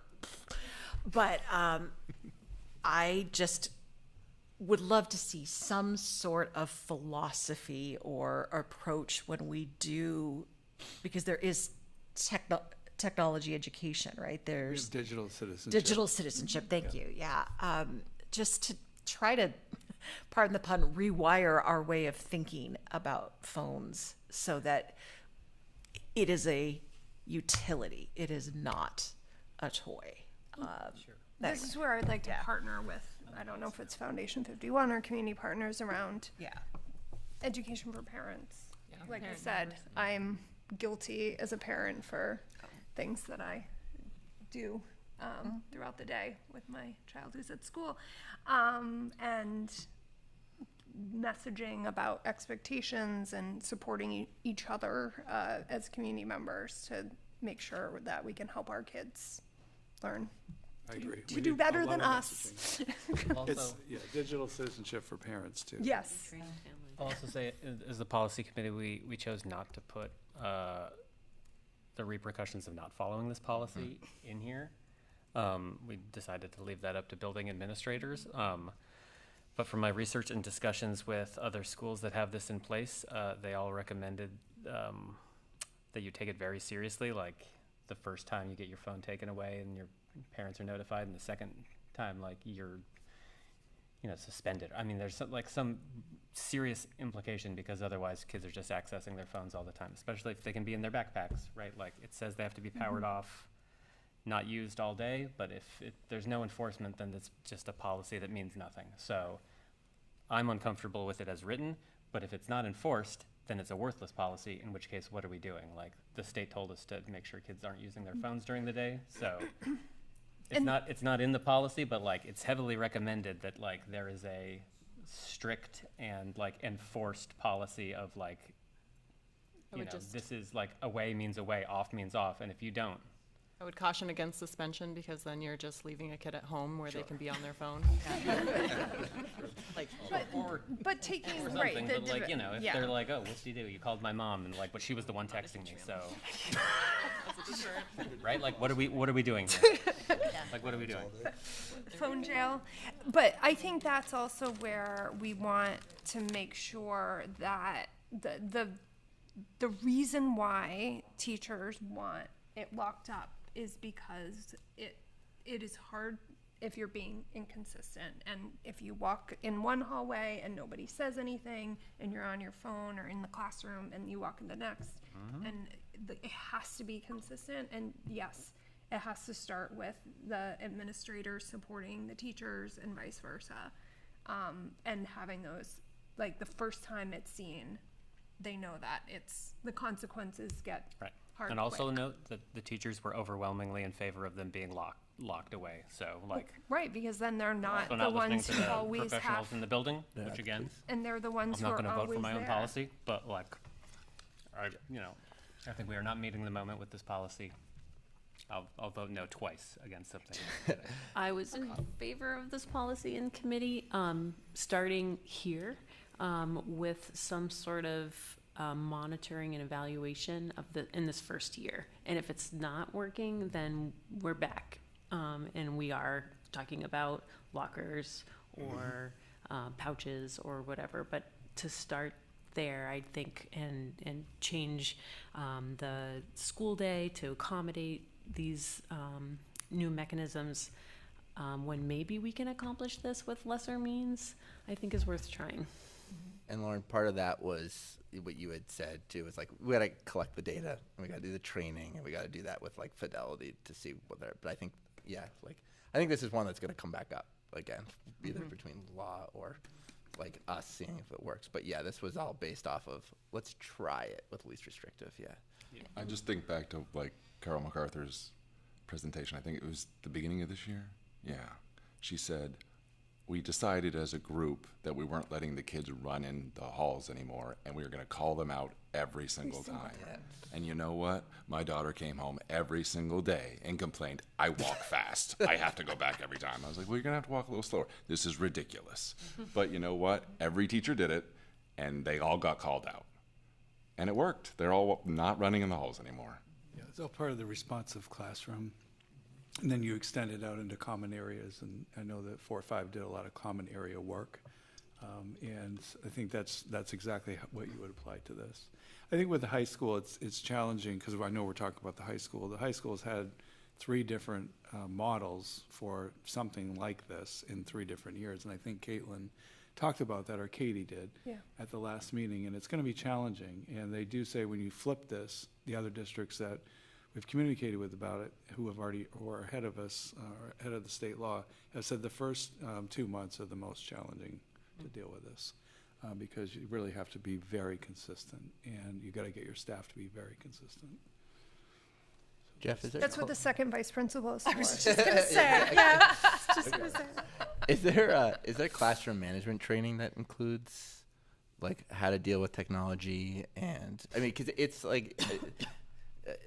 Every professional development in education probably has a classroom management component, whether or not it's like how you deal with kids that you have to bring out of the classroom, right? Like, but technology, is now one of the newest distractions, and and challenges? And have you felt like we have an up-to-date curriculum on how teachers deal with technology distractions or on their computer? It could be on a computer or whatever. Is that something we need to explore? I think it's part of the digital citizenship that we have, which is around how to use technology appropriately. But that's for the students, But that's for the right? students. Yeah. I mean, the teachers obviously are delivering that curriculum, especially at the lower grades.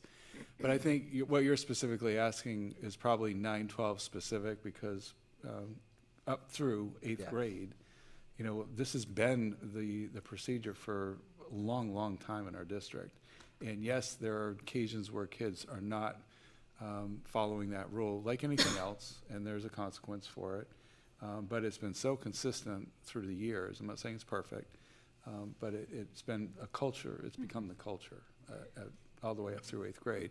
So it can be the culture of the high school too. It just needs time. But I will give a shout out to Carl Francis, because when I spoke with him about the cell phone policy many months, prior to getting a new policy on the books, he was already checking in with staff on on a somewhat regular basis about, like, is this working, right? So there were 3 different policies, but I think that the administration won't at all balk at, like, reviewing the policy in a year or checking in mid-year to say, what do we think? How can we support? I mean, I'm speaking for Carl, but that's very much what I got from my conversation with him, that he was already doing these things. And I'm sure this happens throughout the year, but what I hear from having a student at the high school, it's now, at least at this point, inconsistently enforced. Yeah. And that's And that'll be a change. Inconsistently enforced. Yes. Inconsistently The enforced. pouch, I think that's what we've heard, is the pouch piece. I think it's with anything, you've got to be consistent all the way through. I think what helps too is it is a state law. It's not, this is a policy that's aligned to the state law, but it's a state law, and I think it's a serious matter, and we can't just not do it, and we can't let it go. So I think the check-in is a good idea. I think whether it's Carl coming and checking in, or other people, or he has his tech team, each school has a tech team, I'm sure they'll be monitoring it as well. In the interest of getting us out before 11 p.m., can I move the question? All right. All those in favor? All those opposed? Jesse? One man standing. Jesse, 2 in a row. All right. Here we go. Can we make it 3? Can I have a motion to approve policy GBEB, staff moved. conduct with students as presented? Thank you. Jesse, can I get a second? Second. Thank you, Megan. Okay. This policy remains totally unchanged, except in the 3rd paragraph, we removed the words "and their children" at the request of the union. Otherwise unchanged from first read. Okay. That makes sense. Did you say you were going to vote no? No, I'm going to vote yes on this one. I was like, what are you I'm not not voting telling no us? just to be. He votes no 3 times in a row. He I gets know. free I was nuggets like, tomorrow I at have Wendy's. questions. Not All gonna make right. Any questions, comments? All in favor? Great. It's unanimous. All right. Can I have a motion to approve the professional position as presented? So moved. Second. Okay, Jesse and Sean. All right. Can you please present the elementary assistant principal position? Sorry, who was the second on that? Sean. Sean Thurston. No, who was the first then? Jesse. Okay. So I'm pleased to nominate Ms. Shannon Peterson as assistant principal at Mabel I. Wilson School and Greeley Middle School 4-5, effective July 1st. This is a new position that was included in the FY27 budget, as you know, and was designed to be a transitional role in the next school year. Starting in 27-28, Ms. Peterson will be reassigned to MIW full-time when the school is reconfigured to grades 2 to 4, and she'll be working with Principal Carol MacArthur at MIW. Ms. Peterson is currently a math specialist in MSAD 51, a role she's held since 2015. In this role, she is both an interventionist who works directly with students and an instructional coach working with teachers to support students in math instruction and interventions. Shannon has distinguished herself as a leader of professional development for teachers, and she's well respected amongst both her colleagues in administration for her knowledge and collaborative approach. Shannon also was a teacher for about 16 years up north prior to coming to us. There are 39 applicants for the position. 6 were interviewed by the school-based team, and 2 interviews were conducted by the district office and then board member Jesse Lamar Vincent. There were 2 finalists that were interviewed at the district level, and Ms. Peterson was the last one standing.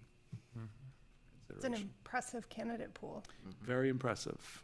We've been seeing those numbers for teaching positions, but I was surprised to see that many applicants for an assistant principal's position as well. Very impressive. And I'm glad that we have an incredible individual to be able to Absolutely. move into that role. Okay, anything? Any questions? She was an incredibly impressive candidate, and I think she's going to do an incredible job. All those in favor? It's unanimous. Okay. Last item for action, we have the election of a school board officers for the 2026-27 school year. By policy, we do this at the last board meeting of the year. Policy committee is welcome to take that up next year. And an outgoing board member has been asked, Annika, to have this process. Some of it's outlined in policy, and I think we've gotten feedback from, especially last year, about maybe a little bit of a different format. And Annika, can you walk through tonight's format? Sure. So tonight's format will start with a caucus, and so the motion that I will make will look a little different from what is in the blue notes for everyone. Would you like me to give a full overview first? Okay. So the idea is that we will enter into a caucus for the purpose of determining 1 nominee for chair and 1 nominee for vice chair to move forward for official election, which will follow the close of the caucus. In the caucus, we'll begin the process starting with chair. The floor will open for nominations, and based on our policy, whereby, as Leanne said, I was tasked to solicit names of all individuals to be considered for chair and vice chair. And based on my conversations with my fellow board members, I have a couple nominations that I'll be making. No second is required for those nominations.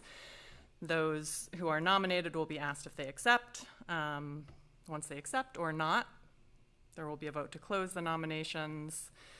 Assuming that they accept, I'll say a few words in support of each nominee based on what I heard in my conversations with board members. If any other board members would like to speak in support of either or both nominees, we will open the floor for them to do so. No one is required to speak during that time, and if anyone does feel so moved, I do suggest that we keep it to a maximum of 1 to 2 speakers and keep it brief, also given our time. And that comments should be framed in a positive way that supports one or both nominees, that it's not, speaking against anyone. Each nominee will then have 3 minutes to make a statement, which I intended to have a hat and names that I could pick, which I'm realizing I didn't bring my hat and my names, but I'll try to, I don't know. Oh, I can use Jesse's hat and I can write down the names and we'll pick randomly who goes first. And so we'll have an opportunity to hear from nominees. There was some direction provided around, what to speak to in that. And then a vote to determine 1 nominee to move forward for election, which is done by voice vote, where each board member, including the nominees themselves and students, if we had any present tonight, would state the name of their preferred nominee. Assuming that 1 nominee has majority support, that person would then be moved forward for election. Before actually moving forward to that election, we'll repeat the process for vice chair, and a nominee for chair who is not moved forward for election to chair could be considered for the position of vice chair. Again, I'll have potentially a couple of nominations there tonight, and the process will repeat. They can accept the nomination or not, et cetera, et cetera. Then we would close the caucus and then move into the item for action to actually elect those folks for chair and vice chair. Any questions? It's a lot. Yes. I need to pee. Question. I actually had a similar feeling. Okay, all right. So we're going to take a brief, Brief break, recess. Human break. little pause, stretch our legs, use the facilities. And yes, that will give me a chance to steal Jesse's hat. I know, mix them up or whatever. Oh, did you already write? I wrote. Did I Write some names on that? I did. Okay. For the chair. Yeah. Hey, Megan, last one. A little bit to regular life.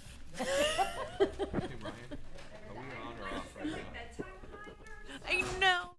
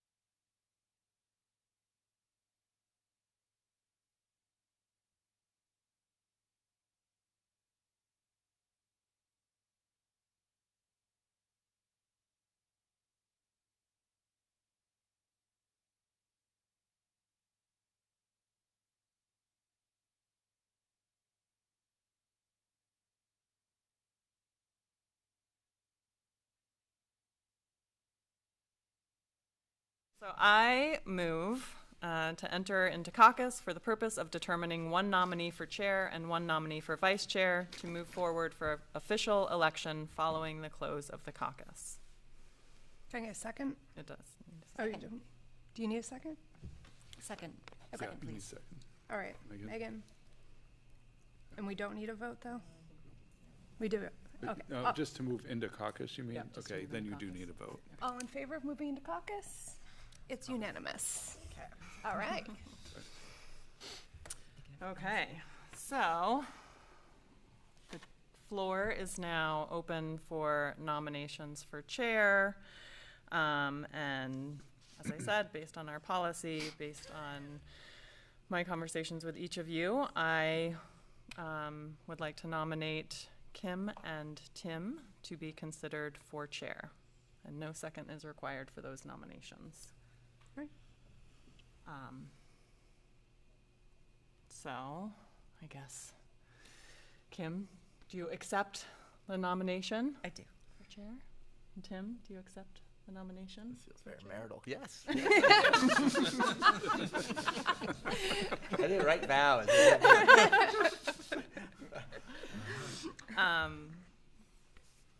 So if there are no other nominations, then I would move to close the floor for nominations. That does require a second, I guess. Second. Okay. And then all in favor to close nominations? Okay, it's unanimous. There we go. Okay, so now I'm going to say a little bit about our nominees based on what I heard. Got to pull out my cheat sheet of notes here. So some of the things that, I gotta probably get close to my mic too. Some of the things that I heard in my conversations with board members about Kim was her measured temperament, great leader, knowledgeable, acknowledging her role and work as the vice chair for 3 years now, and her work on the finance committee and as chairs of the finance committee. So I would say those were some of the highlights there.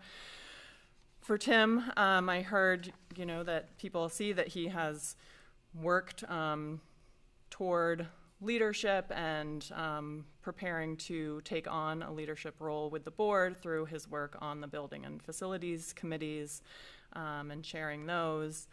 I heard board members speak to his thoughtfulness, good questions, data focus, and bringing in experience within schools and higher education.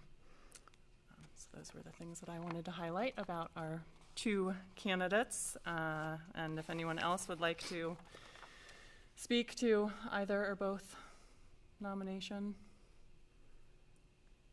now would be the time that you could do so, but again, no one has to. I feel like I need to say something. I just feel so grateful that we have a board where 2 people are interested in being chair. Like, that is so cool. And I have always appreciated Tim is very thoughtful. And I've always appreciated when personally he's reached out in support of things that have been going on, and has just really is very attuned sort of to what and I guess that I am saying this personally, like attuned to things that have happened in my role as chair, and like reached out and just made sure I was okay or in support of the work that I was doing, and I've always really appreciated that. But I will say that it's been a pleasure. I've been on the board with Kim for 4 years now, 3 in the role of her as vice chair. And I just feel she's really ready to move into this role. I have enormous confidence in her judgment and leadership. She's the first person I turn to for counsel, and we've struggled with some very difficult topics together. I've also seen how much she cares about this community. When people speak, send us an email. She really listens, and I think she's right for this job and ready for it.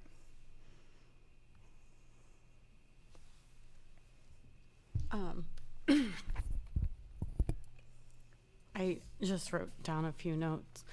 And sorry, I gotta I'm still working on pulling myself together a little bit.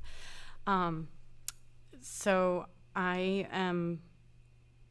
was thinking about Tim as chair, and I appreciate the work that went into pulling together the one campus in relation to the building committee and the many voices of the community, the district, the architects, as well as working with Jesse and the turf committee, subcommittee. I feel like that a lot of voices had to be heard, listened to, filtered through, and then put into practice. I know it adds to our meeting, and I appreciate the scope and depth of the questions. I find that the questions are people-centered, especially based in the children, and at the same time, data-driven while seeking connecting opportunities. Tim always asks me why I said yes or no. Like, what was the reason behind it? And I just really appreciate that, instead of just being like, oh, that's Sarah, she always votes no, and nobody really knowing why.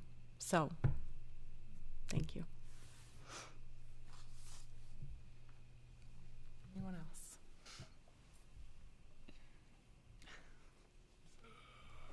else? Two things come to mind when I think about chair. I think about the tone someone's speaking the entire meeting.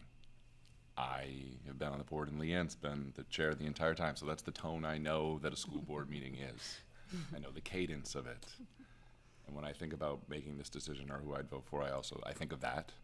I think of what public comment might become, because I feel like the chair has a lot of control over that in a lot of ways. So those are the two things I really think that the chair affects at this meeting, right? Lots of things behind the scenes, I don't want to discount that, but those are the two things I think about at this meeting.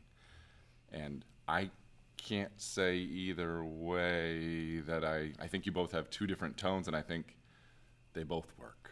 So I appreciate everything you guys are willing to do, because it is a big commitment. So thank you to both of you. On that note, unless I'm cutting anyone off, I'm going to ask Scott to draw a name. And we will hear from our nominees. This feels Give them a chance to tell us. So, nope. Okay.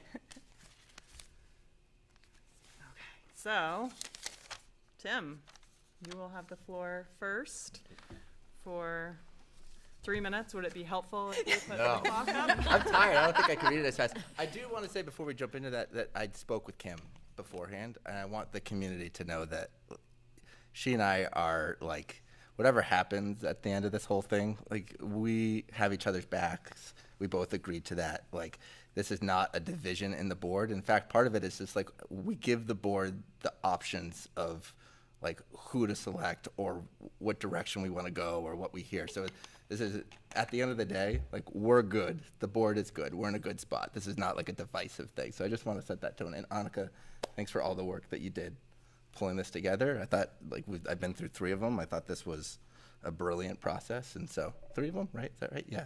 So thank you for that. Okay. I'll try to do fast, but no timer. It's amazing how much public office can seem empowering before you join and how humbling it becomes after. And when I joined the board, I thought I had a unique perspective and experience in education that could help. 3 years later, I think much less about what I can give and much more about what we can do together as a board for our students, our communities, in this district. We all give. I mean, we all have so much to give. Annika's attention to detail, Jesse's appetite for knowledge, Sarah and Sean's deep understanding of our towns and their history, Lauren and Megan's ability to challenge ideas thoughtfully and constructively, and Kim's ability to simplify complexity. And Leanne, I've appreciated your willingness to listen, give space to the board, and turn feedback into action. And what started as different perspectives in an election has become far more alignment than disagreement. Those strengths and many others have challenged me, taught me, and made me a better board member, and I'm grateful for this board. And one of the lessons I've learned here is that good governance isn't about winning arguments. It's about making better decisions. Making better decisions. The true measure of a board isn't how it votes, it's how it comes back together afterwards. Because regardless of the outcome, the work still belongs to us. And that's what I believe the chair role is ultimately about. Helping a group of people with different experiences, perspectives, and strengths do the best possible work together. I think there are opportunities to make better use of our time and expertise. We should structure our work so our most important discussions happen when we are at our best, not at the end of a long meeting. I would like to explore moving committee work and items for action early in our meetings, creating more transparency and giving the board more opportunity to shape that work. I also believe next year's presents the opportunity to make our financial work more accessible to the full board as we navigate the challenges ahead. The stronger our shared understanding, the stronger our decisions will be. And I would like to continue building on communication work already underway, including finding ways to possibly engage former board members who bring experience, perspective, and commitment to this district. But those are my ideas. And as chair, my job would not be to move the board towards my vision. My job would be to make sure every voice in this room is heard, especially when we disagree, and to help this board find our collective vision and create the conditions for us to do our best work together. The years ahead will bring difficult decisions around maintaining our one campus model, managing our finances, and potentially negotiating a cost-sharing agreement. I recognize there's frustration in our communities. Important questions are being asked about our structure, our finances, and the future of our schools, and those questions deserve to be met with respect and thoughtful leadership. But at the same time, I believe we have reached a moment where we need to rebuild trust and create space for productive conversations. Trust is rebuilt the same way it was built in the first place, through relationships, transparency, and a willingness to stay at the table when conversations become difficult. Our response cannot be defensiveness. It has to be leadership. We need to strengthen relationships with our town leaders and find a way back to the table, not because we all have to agree, but because our students and communities deserve us working together. We are not competing interests. We share the same communities, the same taxpayers, the same goals, strong school and strong towns. And in a few years, I'll have a child in every school in the district. We are the definition of a one-campus family. I joke about my many kids, but they are the best thing I've ever done. And this isn't a district I'm looking back on. It's a district my children are growing up in, the district I want my kids to be proud of. My family is invested in this community for the long haul. And for those who may see me as a change or a question mark, I would point to my time leading the building committee. Those meetings involved curriculum, facilities, finance, community priorities, and no shortage of strong opinions. We built a process that brought together stakeholders, expertise from inside and outside the district, subcommittees, broad board engagement, and yes, a few controversial issues along the way. Those meetings were practice for the kind of leadership we will need moving forward, balancing competing priorities, listening carefully, making difficult decisions, and then standing behind the work together. And to be honest, I probably would have built a different school if every decision had been mine alone. But the school is better because we built it together. And that is the kind of leadership I would bring as chair. I will protect what works, strengthen what can be better, and help every member of this board deliver on the impact we came here to make. So thank you for even the opportunity to speak. Tim. So, Tim, I'm so glad that you brought up that you and I are good. And I changed my mind. I didn't prepare a statement because I do believe that Tim and this board will be in good hands either way, whether it's Tim or whether it's with me. Yesterday, I had the opportunity, Jeff and I were able to go to a regionalization meeting that some of the leaders from Cumberland, Yarmouth, North Yarmouth, Freeport, and Falmouth, I don't think I'm missing any towns there, that they have started doing over the last 6 months. And they've decided to bring in school leaders and listening to some of the other school board members, superintendents talk about the challenges they're facing, the ways that things that are working well as they work and collaborate with their town leaders, things that aren't working as well, really made me realize that we are at a unique time in the sense that there is so much that is coming down that used to be a federal or a state decision and is now district by district. And it is going to require not only expanding our knowledge, whether it's things like public pre-K or how do you simply put in a turf field in a way that meets needs while also being forward thinking about our environmental concerns. There are so many things like that as a board we now have to educate ourselves about, and that's even changed in the 4 years, I think, since Leanne and I started. And so as a board, we need someone who can help constantly move us in that direction, not move this in my direction, not move it in Tim's direction, as you said, but move it in the direction that we need to go to be able to meet the needs of every child, because that's what it comes down to. Now that I have a graduate, I have more time available. I was hesitant to run for chair until I really felt that I had the time to give what this position requires. I have the flexibility to meet with community members. That has always been one of my huge passions. I know I could do it better. Maybe as chair, I would have more opportunities to do that. But everything you said, Tim, I agree with, because that is a challenge that we have right now, is to regain trust. I think we've come a long way from the year that Leanne and I decided to run, when trust in the district was at an all-time low. And in a lot of ways that has built back up. And then there are new things that people are distrustful of, or things that are coming out. So I know that I still have a lot of work to do to meet my personal goal of rebuilding that.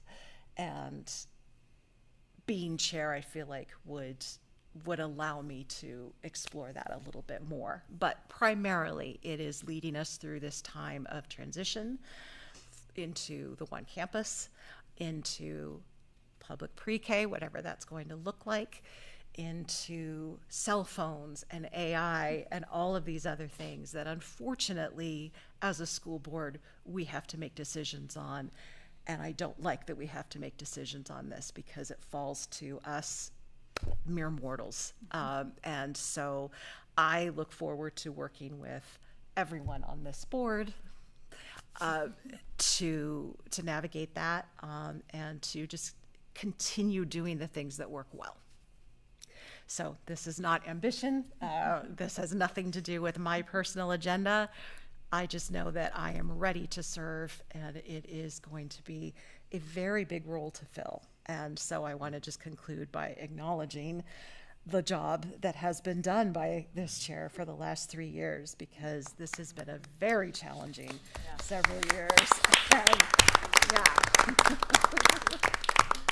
so, thank you for not only your leadership, but also for what you have taught me and how you've mentored me.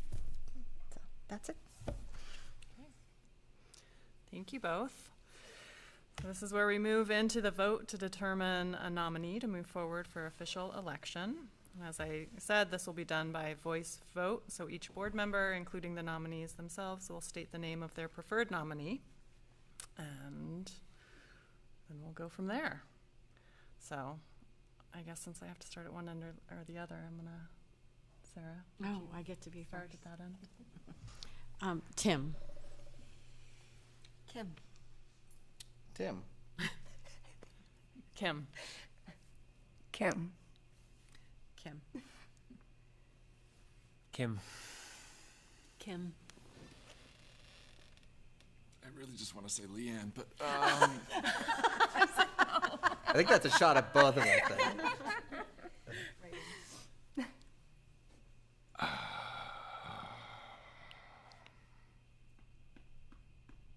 I'm going to say Tim.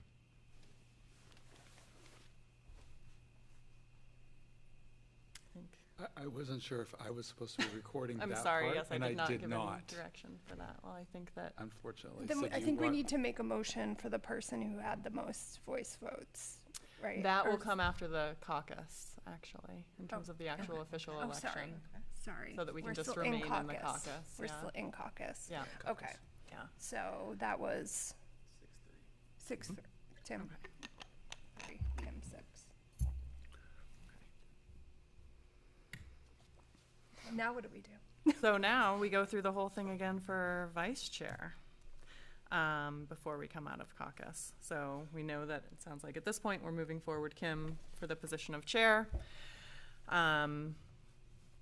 So for vice chair, as I noted, a nominee for chair who's not moved forward for election to chair may be considered for the position of vice chair. By default, I am going to nominate that person, Tim, and I'd also like to nominate Sean, again, based on policy and the conversations that I had with my fellow board members, to each be considered for vice chair. And again, nominees have the opportunity to accept the nomination or not, and then we kind of go through the whole thing again. So, Tim, do you accept a nomination for vice chair? I do. Okay. John, would you accept a nomination for vice chair? Yes. Just sound like a wedding. I will not necessarily say all the nice things about Tim that I said before, because they do start with the similar nice thoughtful things. part. But I think that people get the idea, right? So, because Sean had not been considered for a nomination previously, I will say that some of the things that I heard about Sean had to do with his temperament, his work on the finance committee, finding his voice on the board, being a steadying presence, and oh man, I should have reread my notes and my handwriting earlier. And, you know, seeing a trajectory for continued development as a leader on the board, as we can see with folks who serve in the vice chair role. Oftentimes that might mean moving into the chair role. It doesn't have to, but could see that. So, floor open to anyone else who would like to speak to one or both nominations. Again, Can not I ask required. a question? Yes. I know in the past there's, and I don't know whether there's an agreement or procedure or, okay, in relation to one being from Cumberland, one being from North Yarmouth, especially given North Yarmouth's low numbers on our board.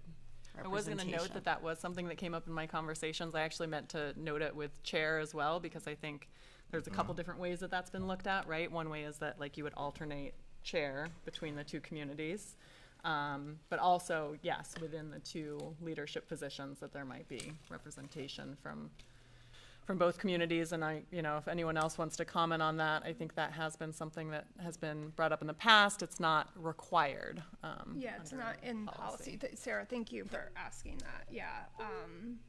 And I think previously, I think I'm the first person that served as chair for 3 years. It hadn't, it usually been like recent times. In recent times. That just means I don't know. Yes, and being from North Yarmouth and serving for 3 years as chair, absolutely. And I understand if people have questions about that. I can certainly understand for somebody from Cumberland. You know, a majority of the board, a majority of the taxpayers has had somebody from North Yarmouth serving as chair of the board for 3 years. I've never heard it raised like as an issue. But yes, the vice chair, it has been split. Do you remember when it wasn't split? When it wasn't split. Like having a role from each town. I'm sure it really hasn't been a topic as much. Oh, Jason and Ann were both Cumberland. You're right. Yes, they both were Cumberland. They both were Cumberland. Yeah, that's right. But yeah, it's not in policy. But yeah, there's nothing in policy, there's no requirement by your policy. Okay.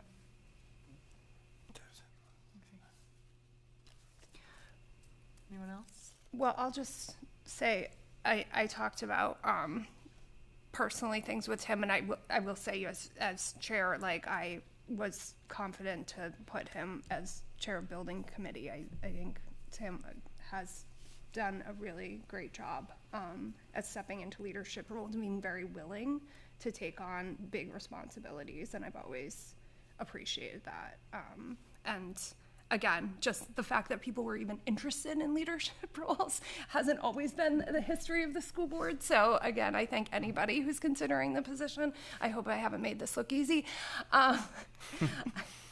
That first meeting, he made it look very easy. And as for Sean, I've just always been impressed with his work on the finance committee and how he handles his role as a board member. He's not the loudest voice in the room, but I think we can all agree when Sean speaks, we're listening. He understands the role of the school board and applies that very appropriately to our work, and also listens really well to members of the community. And I know he has a very deep, long family history in the community, and takes, that feedback seriously. And so, yeah. There's no one else. Go ahead.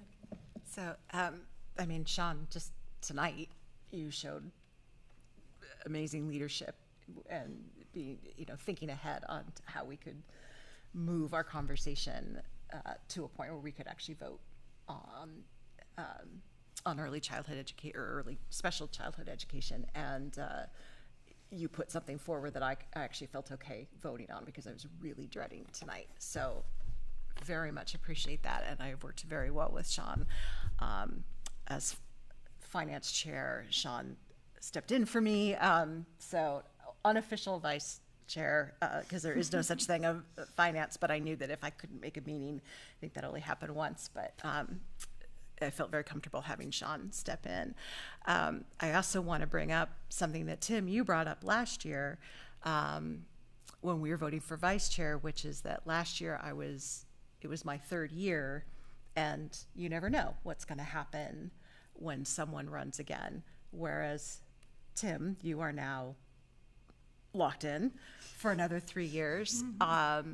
And there's an advantage to that, to having a vice chair who has a couple more years. And I don't think we have to say if you were interested in being chair, because obviously you are, then knowing that you will be around for a couple more years. So I would be happy, honored to work with either one of you. Those are a couple things that I'm weighing. Too many good options. Yes. Right? Give our nominees the opportunity to speak.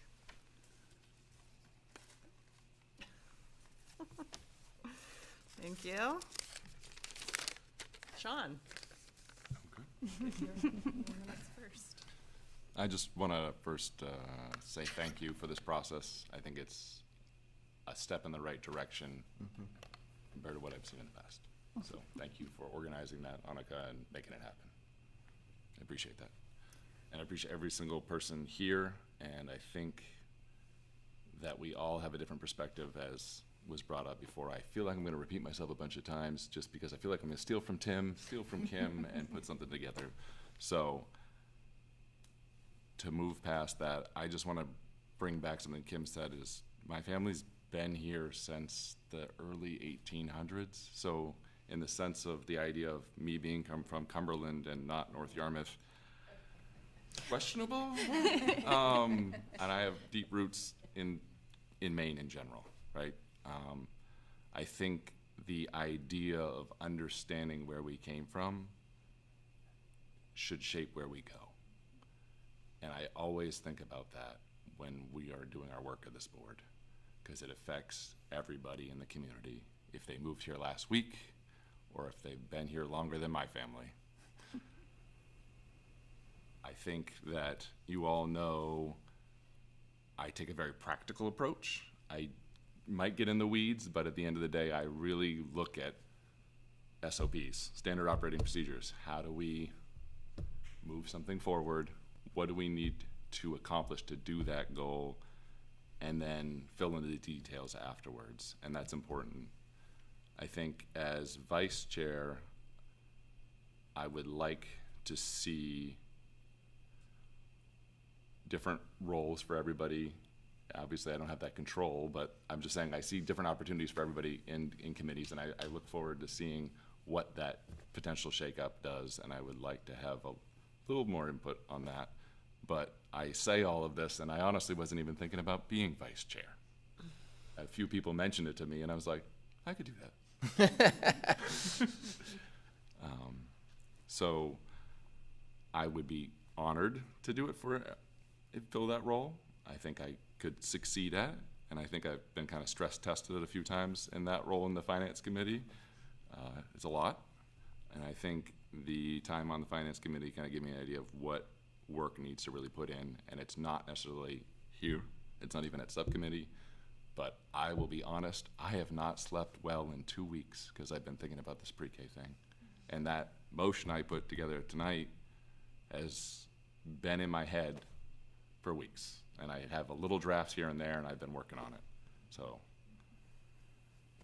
I'm not going to ramble on anymore. I just thank you, everybody. Sean. Tim. I'm not going to repeat the first one. I have a Cliff Notes version of it. No. I just want to open up and congratulate Kim. I meant every word that I said earlier, and I believe Kim deeply cares about the district and will lead with the interests of the board in mind and our students in our community. So she has my full support. So I offer myself as vice chair. As we enter what likely will be important conversations around finances and cost sharing and our relationships with both towns, I think there's value in having leadership representation from both Cumberland and North Yarmouth. I mean, I think we're going to have meetings with both town leadership, either whether or not it's going around the cost sharing or other like big strategic conversations around enrollment. And I think it matters to have representation from both. I also think the value of continuity, as Kim mentioned, I will be here another 3 years. Kim's got 2. And I hope Sean is longer than both of us. But I think I think the way that it lines up, it creates stability and shared leadership around like what I think is a very critical part for our district. And just so you know, I would approach vice chair the same way I would have approached chair, which is supporting the chair, but really supporting the board and helping us do our best work together. So regardless of where we go, like I know we're in a good spot. I'm excited for our 2 members, like our members coming up to join us, and I'm really gonna miss you too, like a lot. So I'm grateful for you guys, and thanks for the time and the confidence. Thanks, Tim.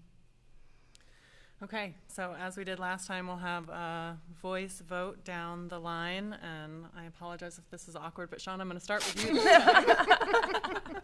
Did I sway you, Sean? Should I say I or my? Say your name. If you are voting for yourself, say your Sean. name. Okay. Tim. Tim. Tim.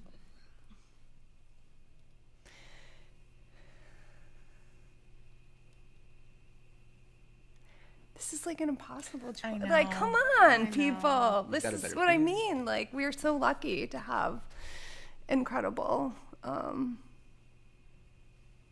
options. I'm going to say Sean. Tim. Tim. Good choice. Tim. Did you? I voted, yeah. Oh, okay. I said Tim. Oh.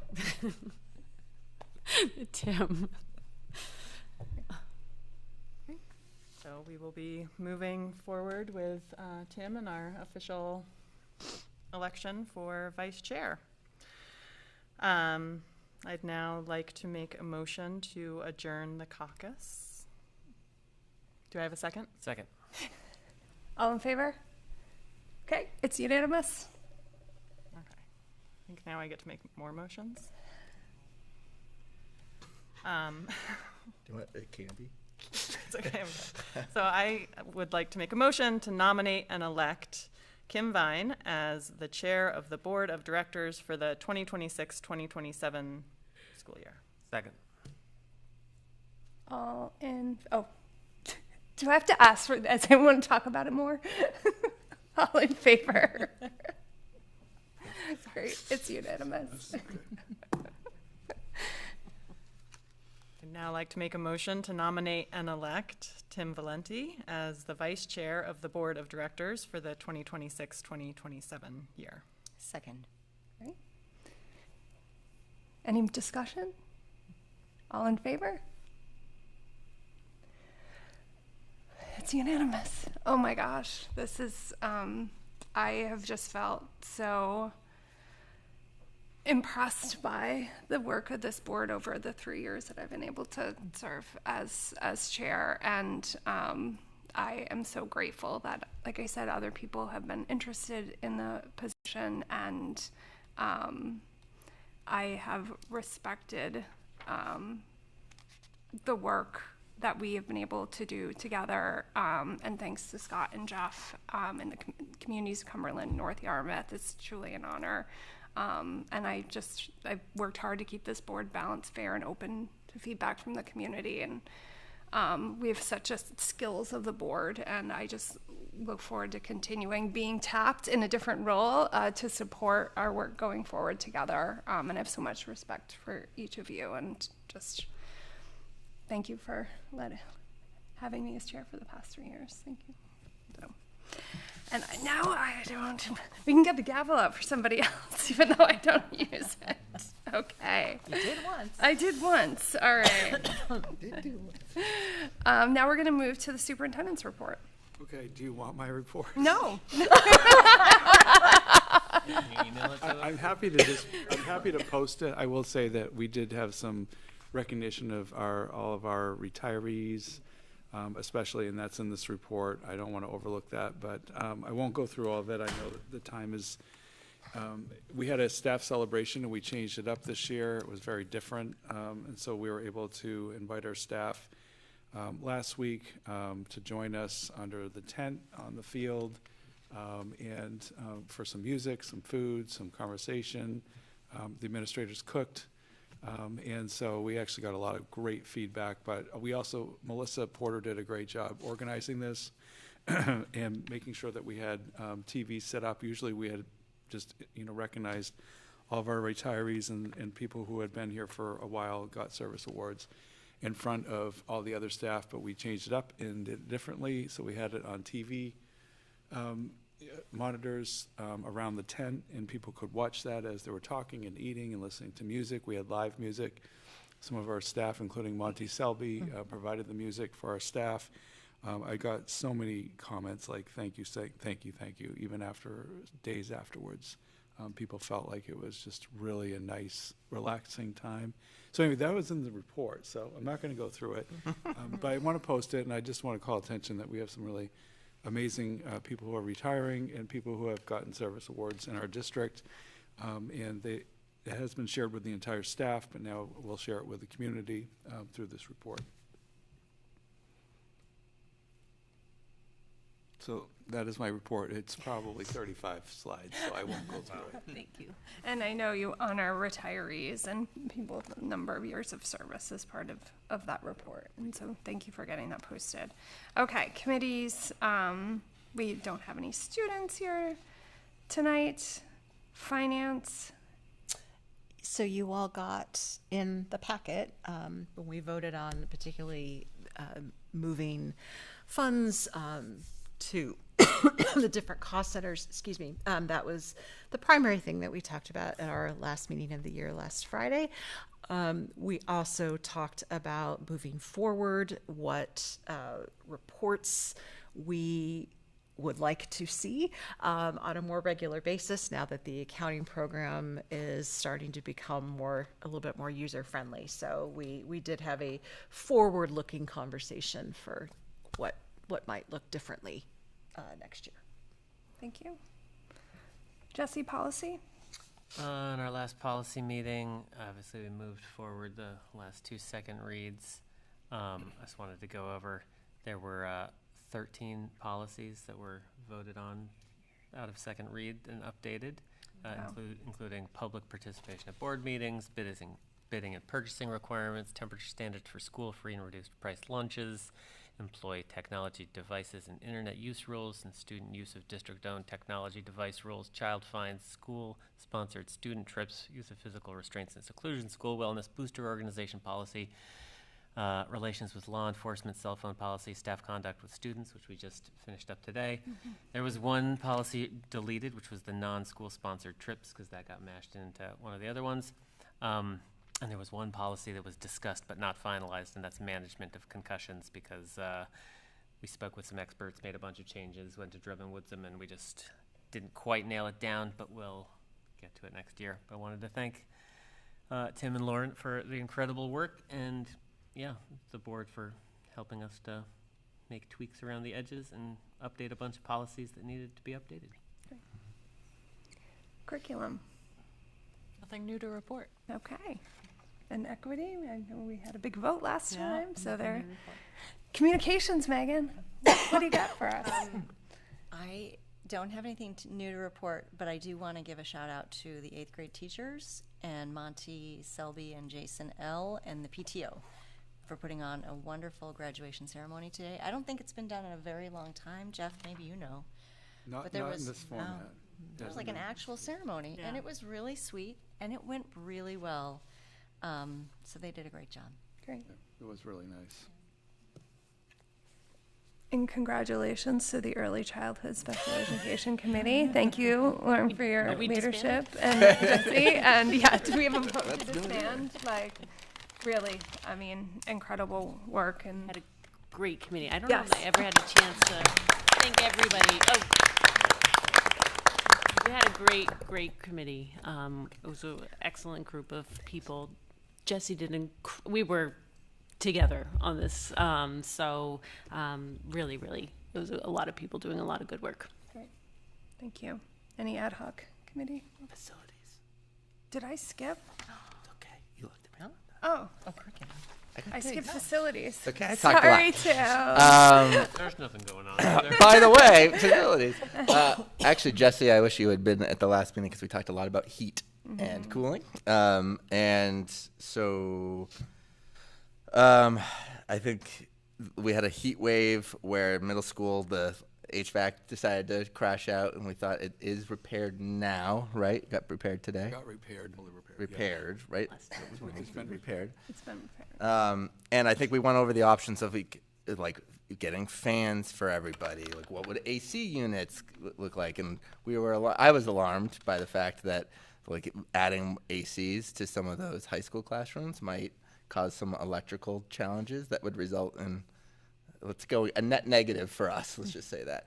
So I think just the electrical is something that is now popping on our head for we've known in the high school, just generally. So that will be the next facilities committee problem to kind of look through that and where that fits in our long-term plan as well. Jeff and I met yesterday because we had a meeting scheduled at the end of the month that we canceled, but we wanted to talk about the start of the energy project, which we did discuss in our meeting in early June, but just like what the real life next steps are. And Jeff is going to reach out to our design team and some architects. I won't say specifically who, but to get to help us draft an RFP this summer. And then our hope is, or RFQ actually, right? And our hope is to get that out by the fall so that we can start exploring energy to fix middle school and eventually the high school in terms of HVAC and make them a little bit more efficient. So the energy project hopefully gets underway this summer.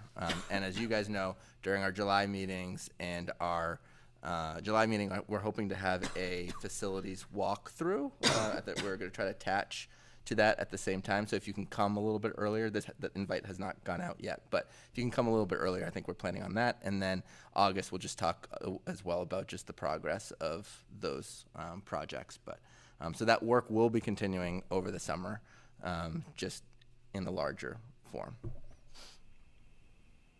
Great. Awesome. Okay. Ad hoc committees. I don't have anything else for communications. I do. Oh. Yep. So it is rare for a chair to be chair for 3 years, and I know you're recognized, but I also think that you probably deserve a gift. There's something in here that you might want because it's summer, so you might want to just show everybody what it might be. Oh, a nice warm. Oh, is this one of the towels? I'm totally gonna take this. With me. Summer and winter. Can I wear it for the rest of the? I love it. Yeah. It is rare to have a chair for 3 years, so we figured you deserve something for your efforts.